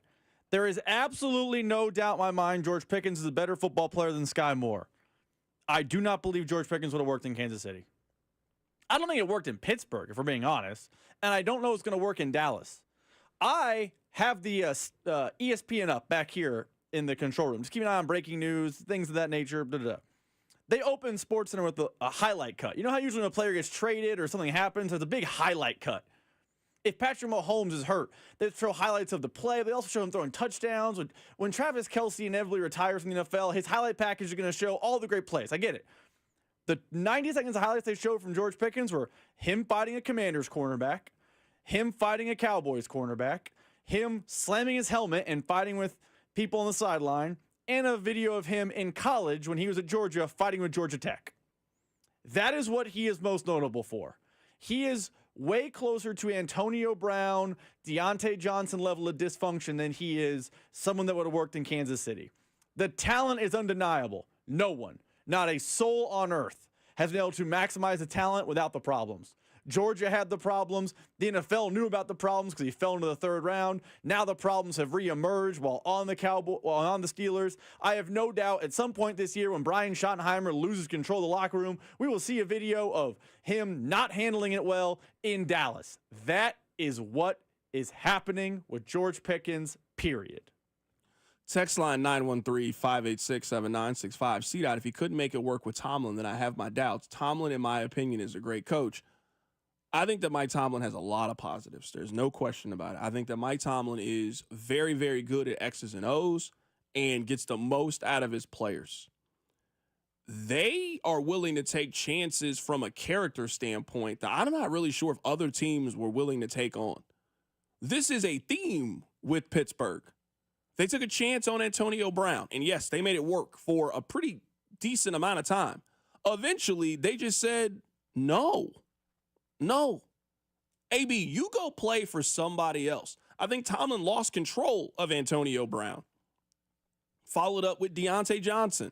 They had issues with Deontay Johnson, who I think quit on Pittsburgh, and they eventually just gave him away to the Carolina Panthers. Here, we don't want him anymore. Take him. They've now done the exact same thing with George Pickens. So we say, oh, well, if you can't make it work with Tomlin, Tomlin hasn't really shown me that he can make it work in these scenarios, that every team is willing to take on some level of risk. I don't believe that you can build a great football team with all choir boys. Like, I know it sounds bad and character matters and all that stuff. Like, if you're taking that hardline stand with football players, I don't think you can build a great team. I just don't think you can. They have taken chances in a way that I think affects how their team works, how their personalities work, how they communicate with each other, how they work together. Again, not all character issue, I think, is created the same. And yes, you are going to take on some players that, hey, maybe I don't like this. They have taken guys that I think are dysfunctional. AB is one of the biggest dysfunctional players that we've seen in recent memory. Deontay Johnson looks like a player who is going to be out of the league because of his attitude. And George Pickens, he didn't make it to the end of his rookie contract. I mean, that's the best value you can ever have a player. They just traded a 1,000-yard receiver for a third-round pick today. So I think Tomlin's great, too. I got all the respect in the world for Tomlin, but he has just not shown me that they need to go in a different direction when it comes to character evaluation and the kind of players that they continue to bring into their locker room. All right, Rob, we got a little bit of time before we hand things off to Josh Vernier. Let's get to the hits. Your workday is over. Oh, yeah. You're headed home, and now you're stuck in traffic. Time to get caught up on the biggest stories in Kansas City and around the country with CDOT and Rob. It's time for the hits. Number 1. Carrington's Always Hits are brought to you by Baker University, where graduates earn higher salaries and land jobs faster than any other university in Kansas. Apply today at bakeru.edu. Someone on the text line says you also forgot about Chase Claypool. Exactly. They've had this issue with just too many people over the last 5-6 years or so. No, really good point. I completely forgot about Chase Claypool. Is he even in the league now? He might be out of here. Is he? I don't think Chase Claypool's in the league. I could be wrong. Correct. I don't think he's in the league. It was Robbie Anderson that changed his name, right? To the Chosen Anderson. Yeah, that's right. I remember there was a time where Chiefs fans were clamoring at the deadline for the Chiefs to try to trade for both of those players, but the Chiefs made the right decision and didn't trade for either. Can we make hit number 1 about Isaiah Pacheco graduating from college? We can absolutely, and then hit 1A can be your stats on 7th-round running back, because he, in fact, was a 7th-round running back. See, I don't want to talk about running back right now. Seamless transition. I don't want to talk about running back anymore. I'm sure we'll talk about running back again at some point. You guys know where I stand. I wanted the Chiefs to spend more resources at running back. Can we talk more about Isaiah Pacheco graduating college? I don't think that story I don't think we talk nearly enough about that. I think that's pretty cool. I think it's really cool for Isaiah Pacheco. I mean, you won multiple Super Bowls. You've made millions of dollars. You got millions of dollars in your future. I mean, this took some amount of sacrifice. For any of you that have a job and then made the decision to go back to school, you realize what kind of sacrifice from a time perspective it is. It's hard to do that. You leave college for whatever reason, and then you make the decision to go back, take the last couple of classes that you need, and to eventually get your degree. It's tough. It took some dedication and some focus to do that. So I would like for hit number 1 today, and if we get to hit number 2, I'd like for hit number 1 to be congratulations to Isaiah Pacheco, who graduated from Rutgers. You put the work in, you got your degree, and we'll see what you do with that degree when you're done making football. Like, you're going to make decent money. You're not going to make I never got to work again money. But you got a great head start on the second phase of your life. Make as much money playing football as you can. Have a great rest of your career in Kansas City for however long that lasts, wherever you could possibly go after this. And then we'll see what happens. I actually do have a thought based off of that running back thing that we talked about earlier in the show. Do you think the Chiefs, after the Clyde Edwards-Helaire thing, which they spent the first-round pick on a running back and it didn't end up working out, do you think the Chiefs now maybe don't spend a decent enough draft pick on a running back because they don't want to be in a position where they have to pay said running back? I like Isaiah Pacheco. Unless Pacheco just has an amazing year, I don't really see a scenario in which Isaiah Pacheco prices himself out of what they could afford. Now, they could just simply say no. Let's say Isaiah Pacheco runs for 1,200 yards and 9 touchdowns this year. I mean, I don't think Isaiah Pacheco is getting $16 million a year. They will have a choice with Pacheco, and they'll just simply probably walk away if that's the scenario. I do wonder now if the Chiefs' plan after spending a big resource and missing is, well, now we're just going to go in the opposite direction. We're now just not going to spend a whole lot of money. Like, we're going to allocate these amount of resources to this position, and we're just not really willing to go above that. To bring back Kareem Hunt on a veteran deal, to bring in Elijah Mitchell also on a veteran deal, and then you spent the 7th-round pick. I mean, you just can't really spend less resources or fewer resources on running back than Kansas City did this offseason. It's impossible to do. impossible to do. I just wonder if that's just a financial, we're done paying for this. And we think we can get production for this cheaper, and we'll just never be in a position where in 5 years we got to end up paying this running back because he's outperformed his contract. All right, we had a lot of fun today. Check out the podcast page. We'll be back tomorrow after the Royals game. I'll catch you guys then. Keep it right here. It's The Drive on 96.5 The Fan. You're listening to The Drive with Carrington Harrison. For the first time in a long time, I'm willing to dream that this can be a special season for the Missouri Tigers. Brought to you by DM Injury Law. Have you or a loved one been in a car wreck? Contact DM Injury Law today and get the money you deserve. Car wreck? Remember, Mike's got this. 96.5 The Fan. Ring the bell. We've done it again. Golden Oak Lending has lowered rates to 4.875 fixed. Lower your monthly payment, get cash out, pay off credit cards, and best of all, make no mortgage payments for 2 months. Lock in this incredible 4.875 rate and get your cash